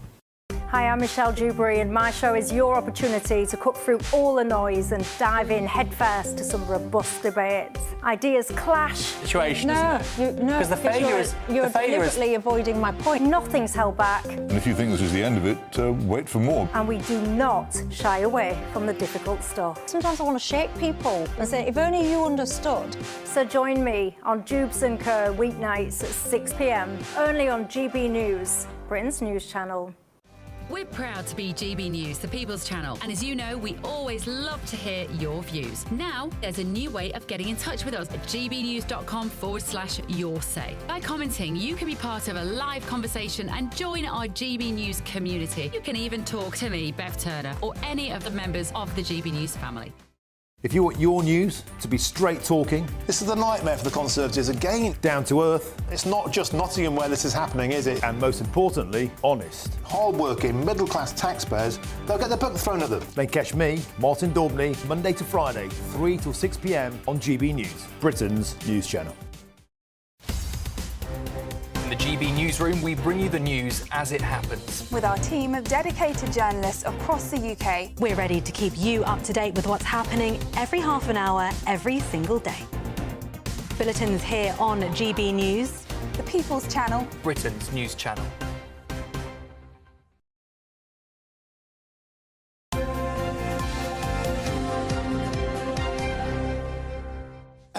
Since Paul was on last time, Paul, we got a big reaction to the parachutist. Oh, have we? That you were talking about in Toulouse, yeah. This in France at a rugby match at the weekend, and well, thankfully it turned out okay, but it nearly didn't. Well, Toulouse versus Sale Sharks. I mean, this is a huge game. So it was in the Champions Cup last 16. So then the idea is that the parachuters, because they do these things, don't they, before the game to give it a bit of razzmatazz. Well, let's see it. The parachutist comes in to present the ball, and here he comes, but he's missed. I know you said it's a small target, Eamonn, but I think it's a pretty big target. It's not a big target, mate, if you're up there and you're dropping 15,000 feet and the wind is blowing. Do you not think so? But they've got the pulley things, but he was nowhere near. And he's... Oh, it's so... But I'm really worried about him there, Paul. I look at that, and that is not just dangling there, and it's funny. If his straps broke at that stage, he's dead. Yeah, oh, my goodness me. See, now you're... I was thinking, oh, look at him, he's just dangling there for 40 minutes. And it was that long. So everybody's just looking up, thinking, what is going on? He's probably thinking the same thing looking down. So they had to delay kickoff, obviously, because they can't exactly start the game, and he's hanging there for 40 minutes, so then they get the fire brigade out and get the Honestly, ladders up. Paul, you could put together a greatest misses here. People who have missed the pitch over the years in various sports and are dangling off the stadium rooftop. I have a question. Yes. Why was he parachuting down with the football anyway? With the rugby, because the whole idea it was for the kickoff. So the idea is that he would see him jump out of the plane. Here he comes, and we've seen it hundreds of times. Comes down, brings the ball, puts it on the centre spot, everybody applauds, and then they can start. There's the match ball. So I don't know where the match ball went. I don't know whether he just slung that out the way on the way, or he's actually hanging on to the match ball for dear life. But there we are. He's okay. So you reckon they had to wait for the extension ladders to arrive? They did, yeah, because there was no other way. But what they also tried, see, we didn't see that, is that they actually had all these giant inflatables that were there around the ground, so they've put those underneath as well. So in the... That's a good idea, the event that he did. If it's like, well, maybe you can just drop and land on those, it's like, well, I'm not dropping on that, you must be kidding me. So they had to wait for the fire and get the ladders up. Yeah. So, yeah, and it was actually a rugby match, actually. They would be welcome, after all if he that had no alternative, they would be welcome to bounce off I those, think, yeah, I would have so. thought. Probably would have bounced back up and back on the roof. Well, we hope Southampton will bounce back up next year from the Championship, but they went down thanks to your team Spurs yesterday. Yeah, I know, I'm sorry. 3-1 it was to Spurs. Southampton are down. It was just a matter of time when it was going to happen. But the fact that it was Spurs and the fact that it did happen yesterday means that Southampton have gone down with 7 games still to go, which is a record. The most, or the least it was 6 before with Derby when they went down in 2008. And anyway, so there we go. So Southampton are gone. Could be Leicester, could be going with them. I think there's a very good chance that they're going to go, and they play Newcastle tonight. Yeah, Wolves picked up some good points yesterday as well. They won as well. I think Wolves are going to be okay. Otherwise, Liverpool lost at Fulham. I often think you never know who you're going to get with Fulham. Well, that's it. I mean, Fulham, you don't know what you're going to get, but they were magnificent yesterday. Liverpool, it looked like they took their foot off the gas a little bit. Complacency. They're going to be okay. They're going to win the title, but, you know, it wasn't a great first half. And the thing is, this talk whether it's going to affect Mo Salah and whether he's going to actually win the Ballon d'Or, because he's a bit off form at the moment. Brentford 0, Chelsea 0, another drab 0-0, just like the Manchester derby, which is normally something we definitely talk about, but it was all a bit boring and all a bit nothing. Unlike the curling championships. Exactly. On that, Julian's been in touch. Yes. Saying, can I just say a big thank you to Paul Coit for mentioning the curling. I love watching the World Curling Championships. It's really difficult to watch in this country, but I follow it on social media. Well, thank you you for mentioning it on the telly. I love the Stins when they're lined in the hoose. That's a little curling talk. A little bit of curling. Us in the know, you know what I mean? So anyway, the curling championships, the World Curling Championships, and no sport will be talking about this. Moose Jaw, Saskatchewan, in Canada, Scotland beat Switzerland 5-4 and are now the World Curling Champions. Well done, Scotland. Congratulations to them. Congratulations. Still love to Thank go. you, Paul. Thank By you the very way, much indeed, by the way, my favourite Tim Rice lyric ever was the old Georgie Best Superstar. That was his, wasn't it? Superstar. Walks like a woman and wears... Something like that. Yeah, I never remembered the last bit, but that was the song. Yeah, because it was from Jesus Christ Superstar. That's right. Well, no, that was the song, and then Tim Rice adapted that to Jesus Christ Superstar after that. Serious? You're lying. OK, I might be lying. Right, OK, right, OK. Good story. Anyway, Thanks, Paula London, Chris Hakabusi, they've got your papers right after we give you the holiday sun around Europe.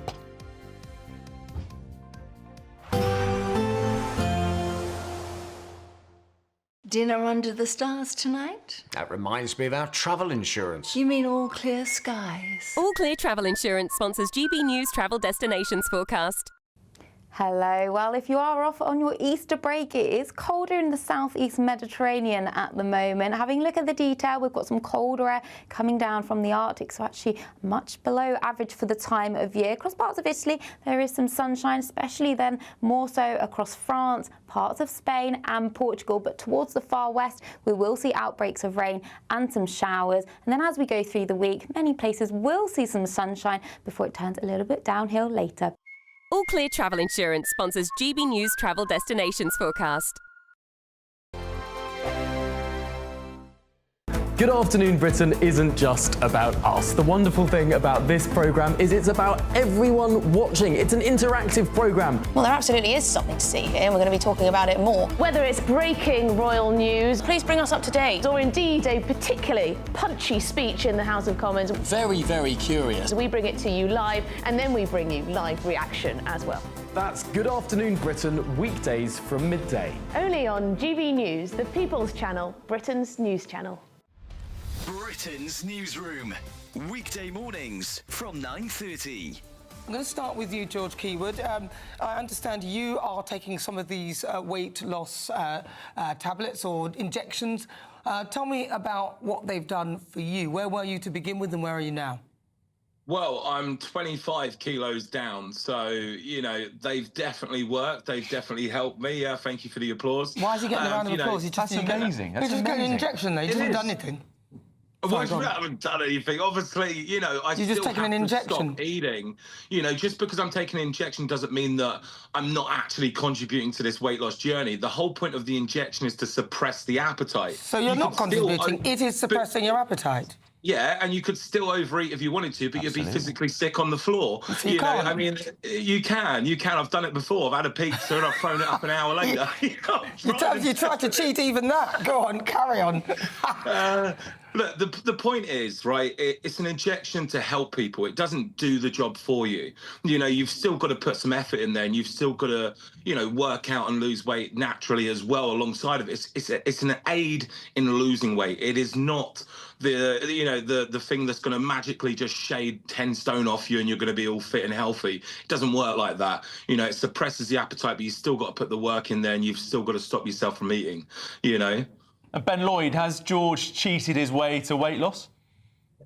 I wouldn't say it's cheating as such. I'd only say it's cheating if you're doing it and outwardly saying that, oh, I'm not doing anything, it's just hard work and training. But My main forte is that you could still do it without that, and I've just briefly looked into it and I counted over 30 side effects, and with diet and exercise alone you could do the same job with no side effects.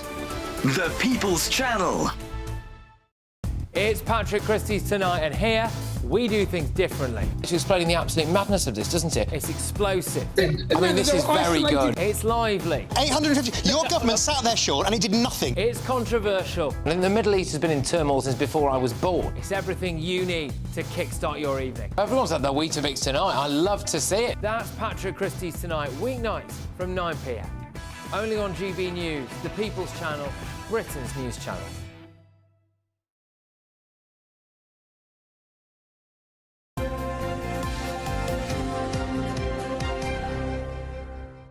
Front pages of the papers, they stack up like this in this Monday morning. Telegraph leads on the Health Secretary's plans to offer more GP home visits. Believe that when I see it. The Times looks ahead to the Prime Minister's announcement that net zero rules will be relaxed to protect the British car industry.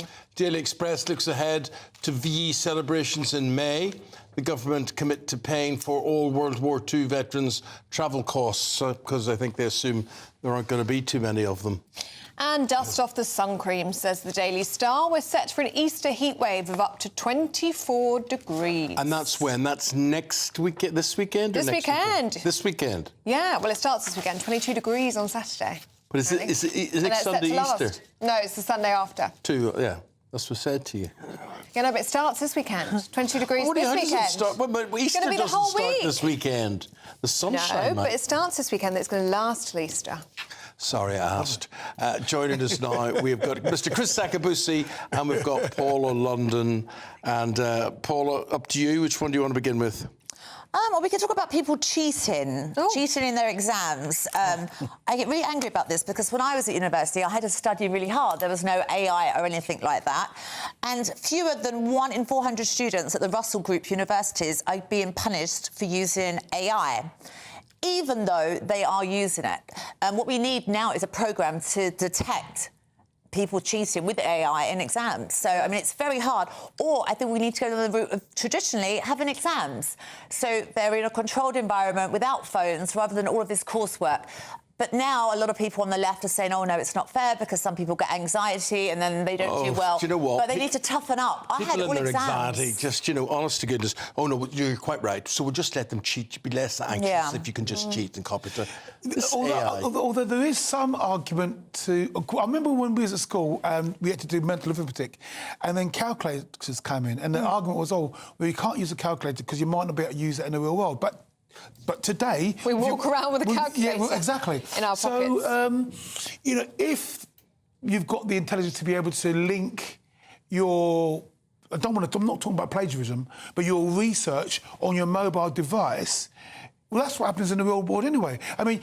Not always. You won't always have a mobile device with you. I mean, I remember my times table, so I don't need a calculator to add up. But people these days, they can't add up. But you wouldn't be suggesting that somebody that's going to Russell Group University doesn't understand their subject. They must understand their subject. I think a lot of employers are going to be very disappointed with people that are graduates. They're not going to be as bright as graduates before because so many of these people are cheating in their A-levels and in their degrees. The thing that amazes me is that spelling and grammar. Having gone to traditional grammar school where spelling was so important. Yeah. I'm like you. I have no problems with my arithmetic. I have no problems with my spelling situation. But the amount of people who have degrees and cannot spell to save their lives. Autocorrect. I was also going to say... They rely on autocorrect. Yeah, so I was going to say that actually... The modern machinery has made my spelling worse because, again, like you, when we were at school, wrote memory, you learnt how to spell, you learnt your tables. But now you type and it's being corrected as you type. So therefore you don't get used to correcting yourself. Yes. You don't get... So, Yeah, so actually... But anyway, the point I was trying to make was maybe in the modern world, the idea is you're always going to have a device of some sort. I like pen and paper. I'm always writing. I don't use computers all the time. Same. I'm quite old school. I use a diary. I like a diary. I like writing. Laugh at me. With a pen of different colours. But people that are coming into the workplace now were born this century. most people around this table were born in the last century. Would I be fair to say that? But I like tangible books as well. When people read e-books, I find that offensive on the tube. But on this Really? Yeah, I do. Really? I think You it's find it offensive. offensive? Yeah, I find it offensive because I love bookshops. So many bookshops are busy actually now where I live. But yeah, I find it offensive because they're killing the bookstores. Yeah. Guys, let's talk about Celebrity Big Brother. It starts this week, and Chris and I both know Daley Thompson. Yeah. He's a friend, and he's in there, and we reckon it's... he said to me, he said, I only went in because I was told you were going. We asked going in. So you're not going to go in? No, it's not part of it. No. The rule of control was that you were going in, Eamonn. Yeah. Well, that could be fun. No. You could be going in later and not be telling us. My kids say to me, Dad, if you went into Celebrity Big Brother, you'd either win it or you'd be the first one out. That's what it would be. I think you could win it. I think it'd be great on there. Mickey Rourke is getting $500,000 as well. He's getting £480,000 more than Ella Ray Wise that was in Towie. She's getting 20k. He's getting $500,000. He's the top earner. He's in a prize Who is? Mickey Rourke. Do you remember the boxer? Mickey Rourke, the actor? Yeah, he's going in. Oh, that's who you were And he's looking at. quite hot-headed as well, so I think we're going to see some arguments. Could see fireworks this series. Patsy Palmer, can't wait to see her, because I remember watching her in EastEnders, and not all of these people have been in reality shows, so we don't know how they act in real life, so it's interesting to see. I don't think DT's been in a reality show. Daley, I don't think he's been. I don't think so. No. And Daley, so I'm surprised that Daley is going in there. I know he's a very private person. Yeah. He's a quiet person, but I can tell you for sure he won't take any feces. No, I agree with you. Yeah. I think it just certain point. So if the stuff starts hitting the fan, there'll be some feathers. And Chris, just to bear in mind and to emphasise, this man is a sporting hero. The Don. The decathlete in the 80s. Well, he is my sporting hero, you know. Aww. Yeah, without shadow of a doubt. He was the top athlete in the world, wasn't he? Yeah, absolutely. For 10 years, he was a decathlon champion, double Olympic champion, world champion, world record holder, Olympic record holder. Wow. And that's what made me laugh at there, because when we were speaking in there into the green room, one of the ladies goes, there's not many stars in there at the moment. I said, no many stars? You've got Mr. Thompson there. Yeah. You don't get me. But it's interesting, so it means to me that actually the demographic is not for millennials, it is for older people to watch. I mean, apart from some of the Americans, because you've got the YouTube person JoJo, the American, she is from a reality show and she's only early 20s. Okay, I don't know who she is. I didn't recognise her. So if Big Brother rang you this series and were like, Eamonn, go in as a last minute. Yeah. Did you ring me? I go, no. Do you? Yeah, no. I say no. I say no to the jungle, no to Strictly, you should no do to. it. It'll be fun. No, I don't think it'd be fun. I don't think so at all. It'll be fun to us to watch. They need to give me something that I couldn't understand. They need to be a fun I couldn't understand, mate. Well, thank you very much indeed. We look forward to seeing you there next year. Paula, Chris, thank you. Appreciate it. Thank you. Let us know what you make of any of those stories. gbnews.com/yoursay. Now, it is set to get warmer. We've got a heat wave coming Easter weekend, definitely. I believe it's starting this weekend, but the person who knows is Catherine Chalk. Here she is with all your weather details.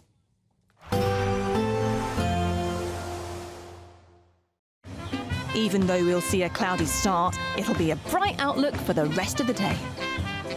Boxed Solar, sponsors of weather on GB News. Good morning and welcome to your GB News weather update from the Met Office. Well, we have high pressure dominating through the rest of the week, dry and sunny days on offer, but some chilly starts to the day. As we look ahead through much of Monday then, not much changes from the weekend. We hold on to plenty of blue skies after any mist and fog soon lifts and clears. Across Orkney and Shetland though, we just have a bit more cloud here, but lighter winds for many of us compared to recent days. So it'll still be feeling warm, especially out towards the west. We could see highs of up to 16 or 17 degrees. And as we go through the rest of Monday evening and into Tuesday, well, again, not much changes. We hold on to some lengthy spells of sunshine to end Monday. We have got cloudier skies just still lingering across parts of Orkney and Shetland. Across Northern Ireland, staying dry through Monday evening with some variable amounts of cloud. Similar picture for much of England and Wales as well. So as we go through Monday night and into Tuesday, we hold on to lengthy clear skies, and with the light winds around, this will allow some isolated mist and fog patches just to develop. We still hold on to some cloud, especially across northern parts of Scotland, but elsewhere fine and dry and turning a little bit chilly, perhaps with a touch of frost in places to start Tuesday morning. So to start Tuesday morning then, a very similar picture. Any mist and fog soon lifting, a chilly start to the day, but a bright start. And we hold on to plenty of sunshine throughout much of Tuesday. Hold on to a bit more cloud across the far north of Scotland once again. And some cloud may just filter through into parts of East Anglia as we go into the afternoon. But otherwise, it's still feeling warm in that sunshine. Highs of up to 17, possibly even 18 degrees. Expect a warm front, moving from the kitchen right through to the rest of the house. Boxed Boilers, sponsors of weather on GB News.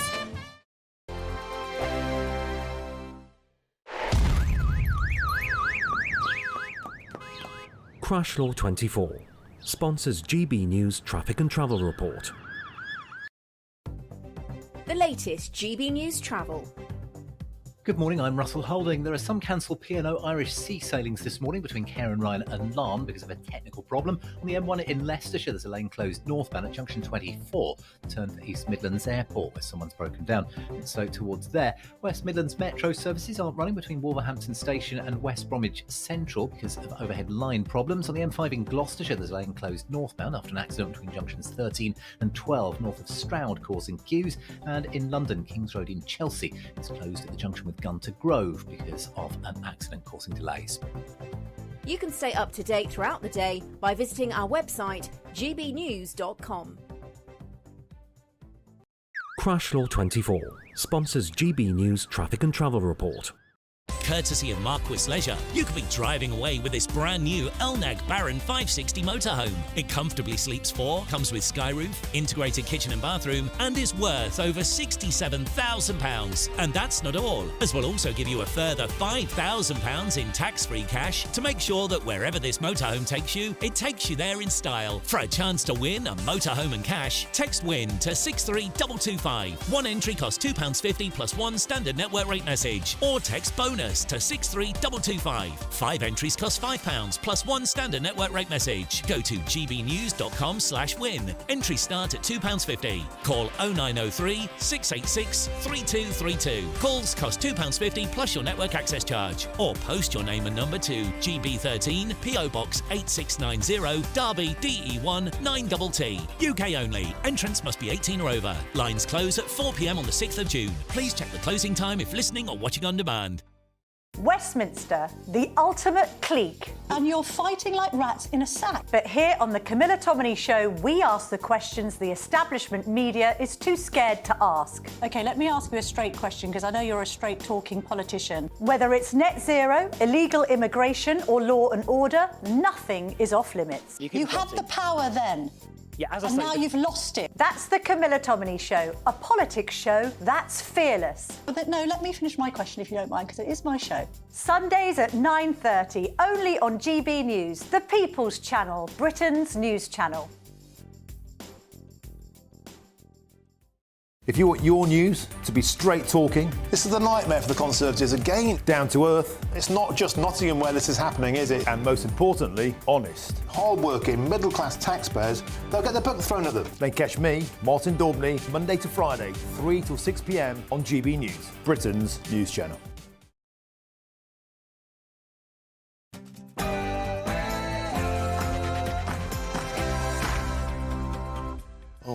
Good morning. Carnage on the stock markets as the FTSE 100 plunges by 6%. OK, that is as the world reacts to Donald Trump's tariffs.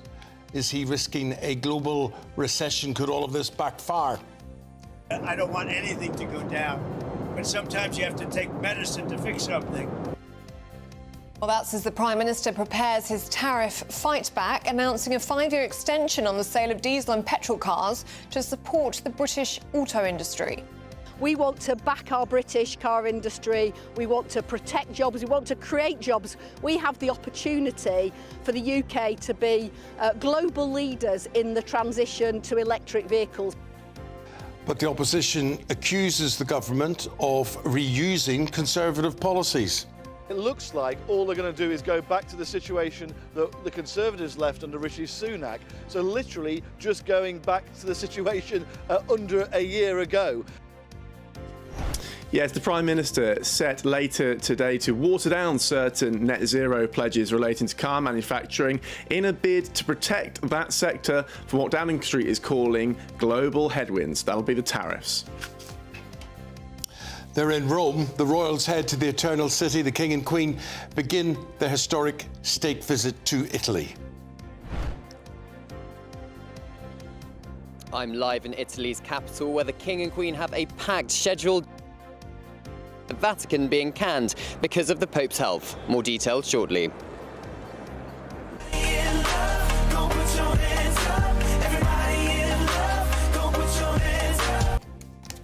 Remember that? Well, JLS have sold millions of records worldwide and they've toured the globe. But what motivates them to keep making music almost 20 years since they formed on The X Factor?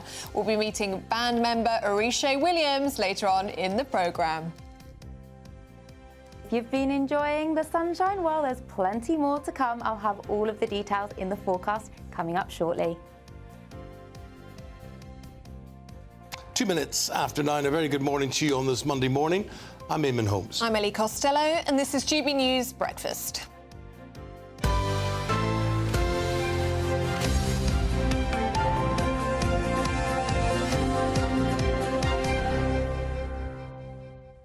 Just looking at those stock market figures, down 6% since opening, and that was just at 8 o'clock this morning.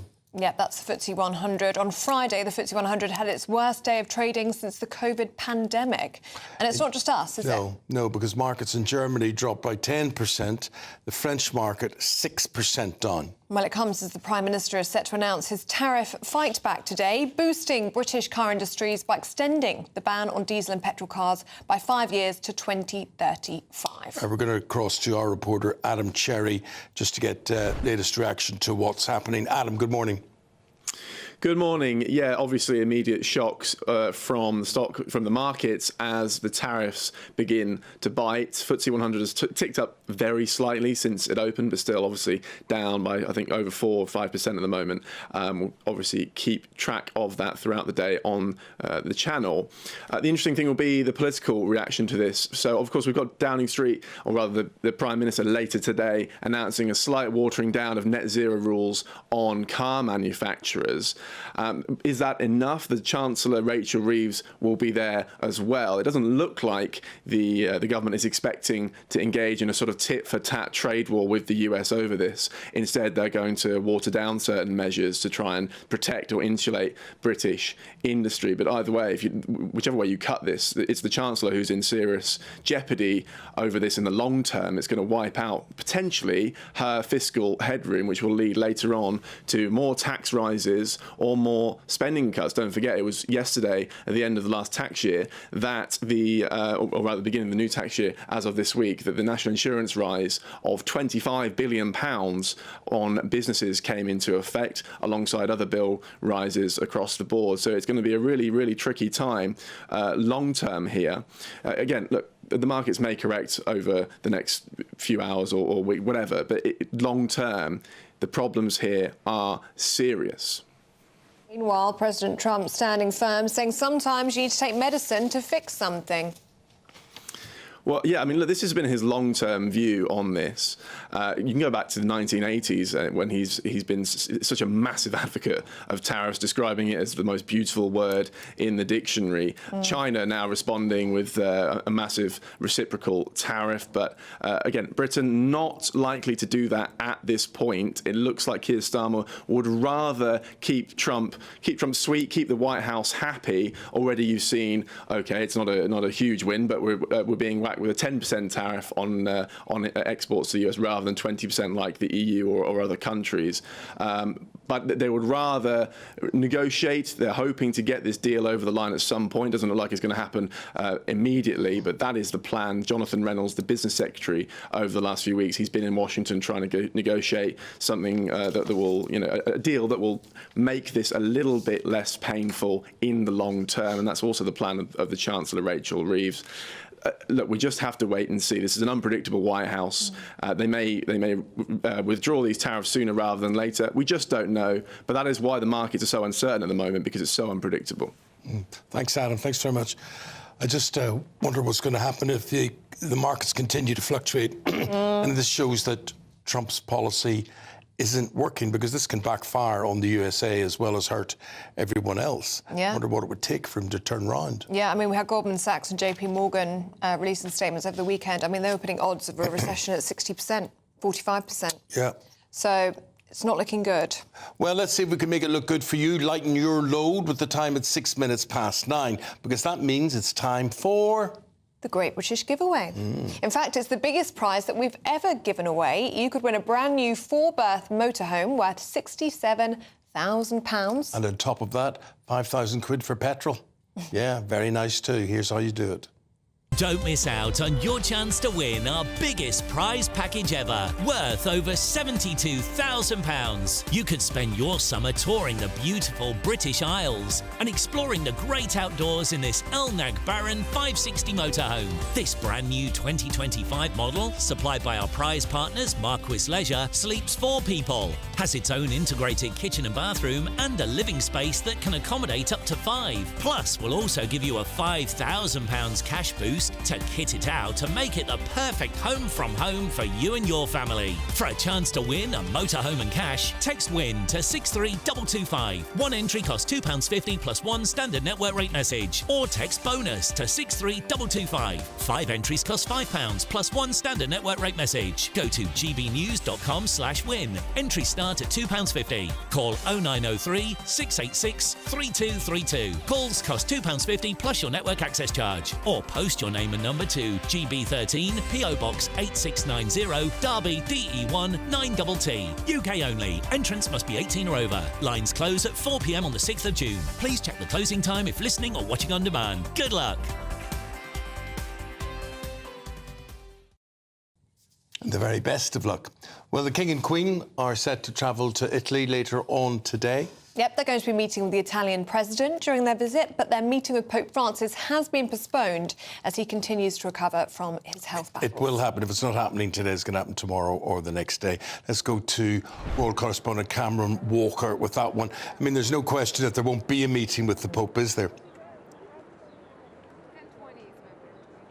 Yeah, you're absolutely right, Eamonn. That was canned a good couple of weeks ago. Of course, we did see the Pope in St. Peter's Square over the weekend, but in terms of the state visit, that was postponed because the Vatican asked Buckingham Palace to do so. But the engagements here in Rome for the Italy part of the state visit have now been spread over 2 days, but Buckingham Palace has now added extra elements to those engagements, making them longer, and of course, making sure that the King's schedule remains incredibly packed, perhaps adding to his kind of workaholic mindset that His Majesty the King has. Remember, he himself was in hospital a couple of weeks ago after adverse reaction to cancer treatments, described by royal sources as a blip. So the King and Queen very much raring to go here in Rome. The whole point of a state visit, been in my diary for months. It is about strengthening relations between the UK and Italy. And of course, the timing couldn't be more significant because, of course, President Trump and the United States put big tariffs on both the UK and the European Union.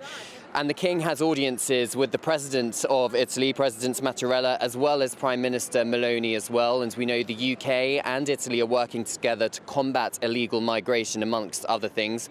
And of course, both countries are NATO allies, and we are expecting military parts of showing the strength of the two nations, of course, working together in the face of Russian aggression and all the rest of it, of what's happening in Eastern Europe. And there will be a joint military display by Italy's Frecce Tricolori and the British Red Arrows flying over Rome.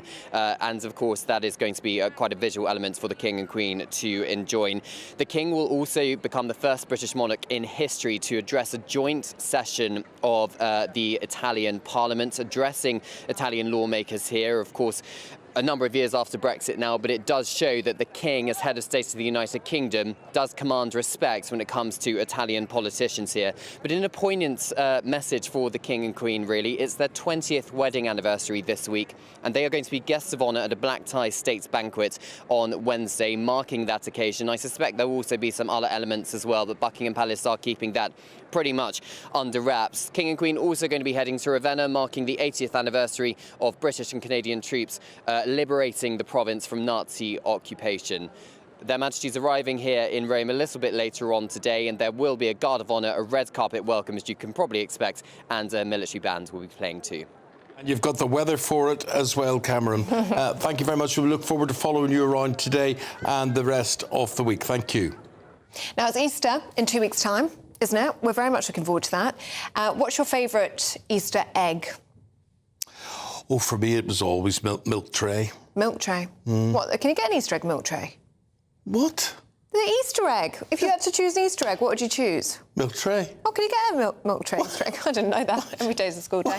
Well, I'd always choose a cream egg. I've got one in front of me now. Well, given the choice of every egg you could have at Easter, you'd have this. Well, I'd have the big version, you know, that you get at Easter. Is there a big version? Oh, I can do one better than that. The biggest cream egg ever made. This has been made in Bourneville. A huge Cadbury cream egg. Look at the size of this, Eamonn. Oh, my word. And it's got like all the gooey stuff inside it. It's got all the gooey stuff inside it. It's been made by chocolatiers in Bourneville. It's 3 foot tall. Oh, so yes. that is the size of an emperor penguin. Would you believe? You could have a spoon inside that, a big spoon. Oh, imagine the size of the spoon as well. Guess how much it weighs? No idea. It's like a person, 7 stone. Weighs 7 stone. That's really heavy fondant in there. You're tucking into yours. You're enjoying it. And this is a one-off, isn't it? It's a one-off to celebrate Easter. They've been busy, so it weighs 7 stone, 3 foot tall. So it weighs the same as a newborn horse. Here's what it says here: a very heavy, very large egg. I like this. I like the look of that. I'd go swimming in that. Delightful. Delightful. And how are you eating your egg? So you take the lid off. Yeah. And then what do you do with the inside? Just scoop it out with your tongue. Put your tongue in it. Yeah. That's the way to do it. Some people are weird. They nibble all the chocolate off on the outside. Oh, lovely. It's quite nice. I got through this nicely if you link to the break. OK. Do stay with us still to come whilst Eamonn enjoys his cream egg. Everybody in love, go put your hands up. Everybody in love, go put your hands up. JLS's Riche Williams is going to be in the studio with us, opening up about the band's latest tour. That's next.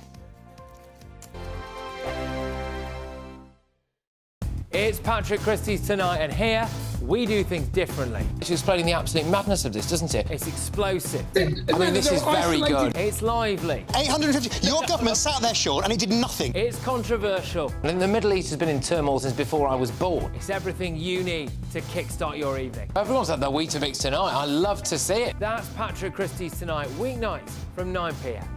Only on GB News, the People's Channel, Britain's news channel. Hi, I'm Michelle Dewberry, and my show is your opportunity to cut through all the noise and dive in headfirst to some robust debates. Ideas clash. Situation, no, isn't it? Because the failure is... You're deliberately avoiding my point. Nothing's held back. And if you think this is the end of it, wait for more. And we do not shy away from the difficult stuff. Sometimes I want to shake people and say, if only you understood. So join me on Jubes & Co. weeknights at 6 p.m, only on GB News, Britain's news channel.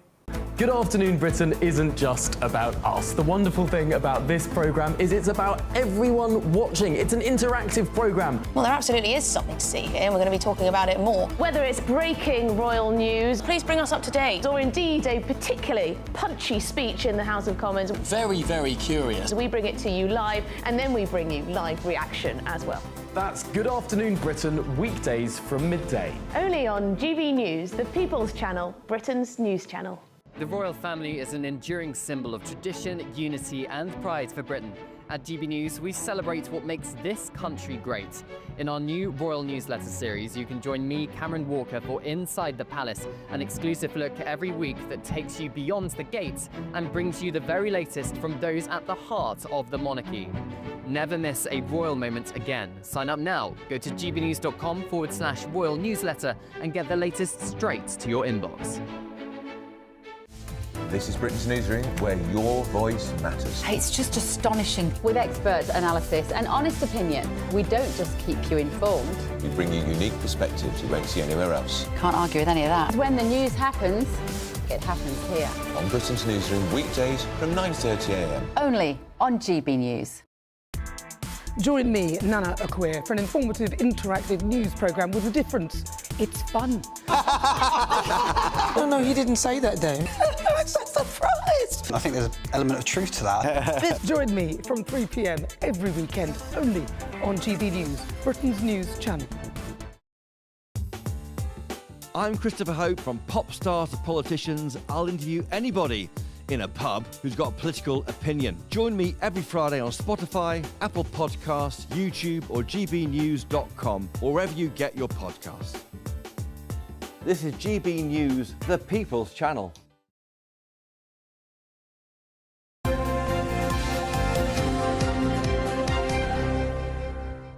Nearly 20 years ago since JLS formed, and they're going on tour once again. Yes, the four-man band rose to fame on The X Factor in 2008, and their debut album reached #1 in the charts with the hit single Beat Again, earning them a Brit Award. They've actually won 2 Brit Awards as a Yeah, band. well, here to tell us about it, Arisha Williams joins us now. Really good to see you, mate. Yes, you too, man. It's been a while. Talking about what you do in between tours then. Yeah. Tell people what you do. So, at the moment, I've been having an incredible momentum around my solo music. For the last few years, or since last year, I've been dropping solo records.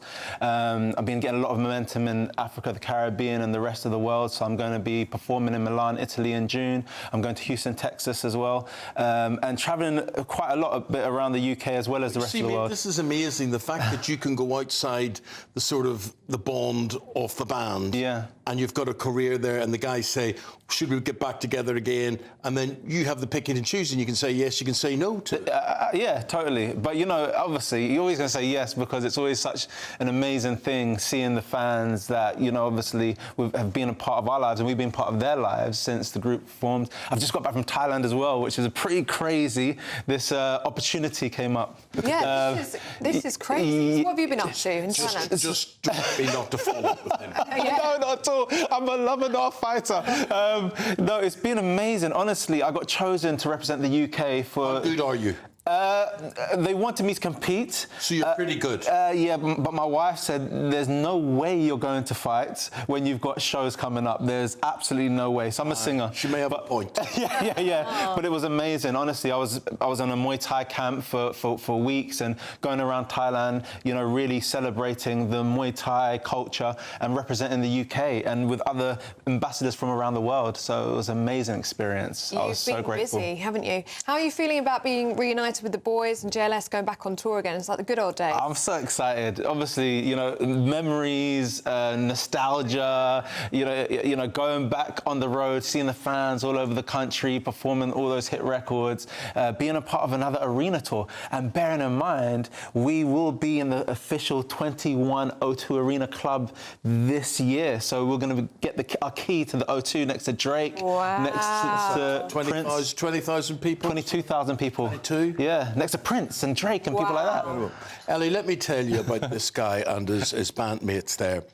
You get this situation where these guys work really hard, really hard. Their routine, their timetable, and I was doing breakfast television at the time, and so they would be arriving to us at 4 a.m, sleeping on couches. That's right. And they get their teeth brushed and their makeup on, and then they come and they're bright as a button at 7:30 or something, and they're doing all that. And the main thing about these guys is they are nice people. Yes. And the thing is, you're not dealing with somebody who's a pain in the backside and hating being there. And if you did hate it, you wiped it off your face. Yeah, no, we loved every moment. Obviously, I put the band together. So, you know, when I had this dream of putting the group together, I didn't know what was going to come of it. And so when you have this dream and it manifests into this incredible juggernaut of unstoppable force, it's like, my God, I was just a kid in my bedroom singing, having an idea to form this group. I did it, and now look where I am. Like, it's like, pinch me. Did you know? ever think 20 years on you'd be performing at the O2? Absolutely not. No. Well, hopefully with the same group if it was, but yeah, no. 20 years on, I can't even believe it's been 20 years. I feel like myself and Eamonn were on the sofa just the other day, and it's like, it's weird. Even right now, this is a full circle moment. So there's so much that I've got to be grateful for. You look so young. Yeah. So young. Yeah. So young. The interesting thing is, for all those young people who followed you then, and this nostalgia that we're talking about is so big. No matter if you're 60, no matter if you're 40, no matter if you're 30, you know, nostalgia just brings you back to a better place in time. You're not selling tickets for this tour, though, until November? Well, the tour is in November. You know, tickets are on sale. Yeah, I mean, so far, it's been incredible. Like, so many venues have been sold out, which is fantastic. Got a huge fan base. And it's crazy because, obviously, since I've also charted this solo journey, the rest of the world has opened up in a way which I also haven't expected. So another kind of chapter in my life, which has just been quite strange. People don't even know that I'm part of a band, especially now because of social media. You drop music and people know the song, but they might not necessarily immediately know the artist and the artist's background. So they're like, oh, Orisha Williams is a new artist. I'm like, well, I'm kind of not, but new to you. Are they part of your life going back 15 years now? For me? Yeah, yes. sorry, I'm saying. I love the X Factor. I love JLS, loved you. Thank and you. we had a lovely chat, didn't we, about, I'd say, a year ago now, on Saturday Morning Live. Yeah. And you were talking to me about your wife, and you two had been through a really tough time, hadn't you? With devastating miscarriages. Huge congratulations to you, because you've had a healthy baby boy now since I've last seen you. Yes, absolutely. Over the moon for you. Thank you so much. He's so cute. And my wife, Kaz, honestly, she's a superwoman. If it wasn't for her, then I don't know how I would function, you know. So we are a partnership, and very blessed. Well, congratulations on your new edition. Absolute pleasure talking to you again, my friend. Thank I you. know it'll go very well. No point wishing it'll go well. It will go very well. Lots of people looking forward to seeing you. So we'll say goodbye to you, my friend. Thank you. Thank you, guys. Thank you. Thank you. Bev and Andrew. What a positive story. Yes. I love that. So good to see you. I think it's just so fantastic, isn't it? Successful British story. Right, we're back together, having had a week off. We are. And we're going to be talking about all sorts of things. Do you know, you realise you're in the right job when you look forward to coming back to work. That's morning, nice. don't you? I did look forward to being back to work. We're talking about cars. What's going to happen now with this 2030 ban on petrol and diesel cars now being moved? Good. It shouldn't have taken Donald Trump's actions to make our government look after our kind of car manufacturers like that. Skilled workers' visas being exploited, and also a fascinating story about a British couple in Australia who want to stay living there. She's been diagnosed with multiple sclerosis, so they're saying, I'm sorry, you have to go home now because we're not going to pay for Because we don't want to care. pick up the care costs. Wow. Even though she said, I'll pay for it myself. They said, sorry. Don't do that here, do we? No, we don't. Well, no, we don't do that here. And also disillusioned Muslims. Apparently, young Muslim men are so disillusioned that we risk having terrorist attacks because of that. Because of Gaza. Oh. And is globalisation dead? Well, Keir Starmer thinks Which so, is more interesting than it sounds. Yes. So we're going to have a debate. We're going to have a debate about that. I think the question you might ask a lot of people is, what is globalisation? Yeah. What's your understanding of it? Dependence on each country being greater, having a greater dependency on each other for policy, for business, for culture, for ideology. And of course, Donald Trump with his tariffs that's why we're discussing it, because he's saying, no, America first. We are looking after ourselves. And maybe people will think, actually, I wish we had a Prime Minister who would do that more. Yeah, indeed. And we're going to have some fun too in the programme. Oh, and obviously Cameron Walker in the beautifully lit pictures where King Charles and Camilla will be as they come up to nearly their 20th wedding anniversary. 20th anniversary. Who'd have thought 20 years since they got married? Yeah. Time flies. Where has that gone? Well, let's have a look at what the weather's going to be like here. And we'll see you from 9:30.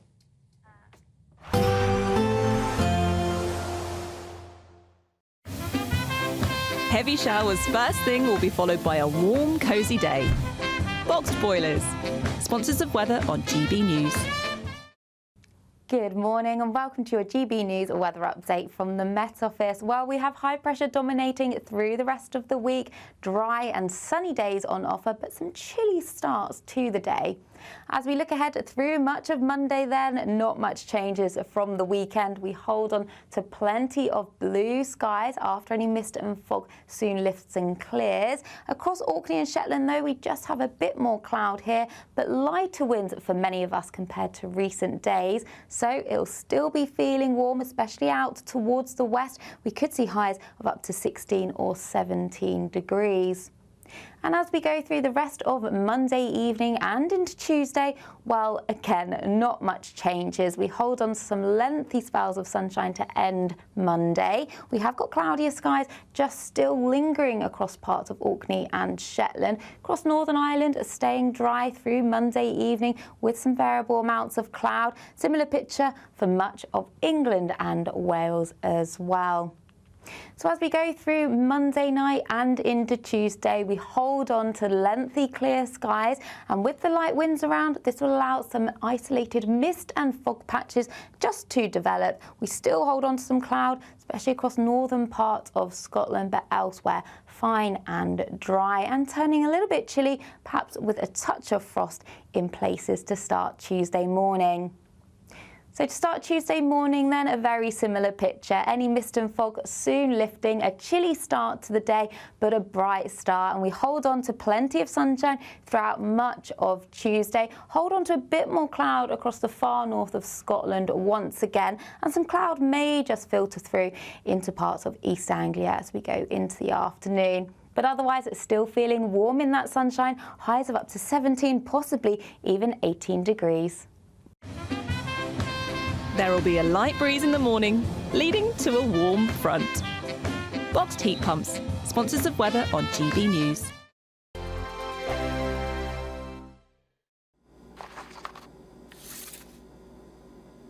Crash Law 24 sponsors GB News traffic and travel report. The latest GB News travel. Good morning, I'm Russell Holding. On the A1 in Tyne Wear, there's a lane closed northbound where someone's broken down between junctions 73 at Blaydon and 75 for the Denton Burn roundabout. On the M1 in Leicestershire, there's a lane closed northbound where someone's broken down at junction 24, the turn for East Midlands Airport. West Midlands Metro services are suspended between Wolverhampton Station and West Bromwich Central because of overhead line problems. On the M6 in Warwickshire, there's a lane closed northbound after an accident between junctions 1 and 2 from Rugby to Coventry. And on the M25 in Surrey, there's a lane closed anti-clockwise after an accident in Cobham services in junction 9 at Leatherhead Course in Gewes. You can stay up to date throughout the day by visiting our website gbnews.com. Crash Law 24 sponsors GB News traffic and travel report. Good afternoon, Britain. Weekdays from midday.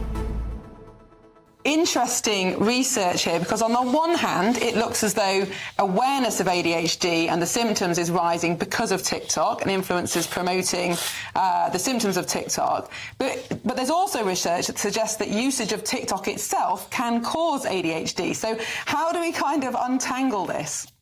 Yeah, I mean, it's interesting, isn't it? It's a double whammy, really, because I think, as you say, on the one hand, you've got this almost like social contagion of increased awareness of symptoms that either are ADHD or, as you have pinpointed, mimic ADHD. And we know that increased and excessive screen time, not just TikTok actually, but all social media time, mimics ADHD. Anyone that has a child and has witnessed their own child spending, obsessive time scrolling through social media or gaming and seeing what that does to a child, particularly, I think, young children's attention. Yeah, my best friend, she was telling me, oh, yeah, I've known her since she was 4 years old. And she was chatting to me the other day and she goes, you know what? I've got ADHD. That's, well, if you've got it, I've got it. It's ridiculous. There are so many people saying they've got it. It's getting to epidemic proportions. Isn't it a bit ridiculous, all these people claim they've got it? What is it? What is it? Yeah, I know. I mean, I completely agree. I think it is absolutely ridiculous. And I agree. I'm being tongue-in-cheek about TikTok. I do.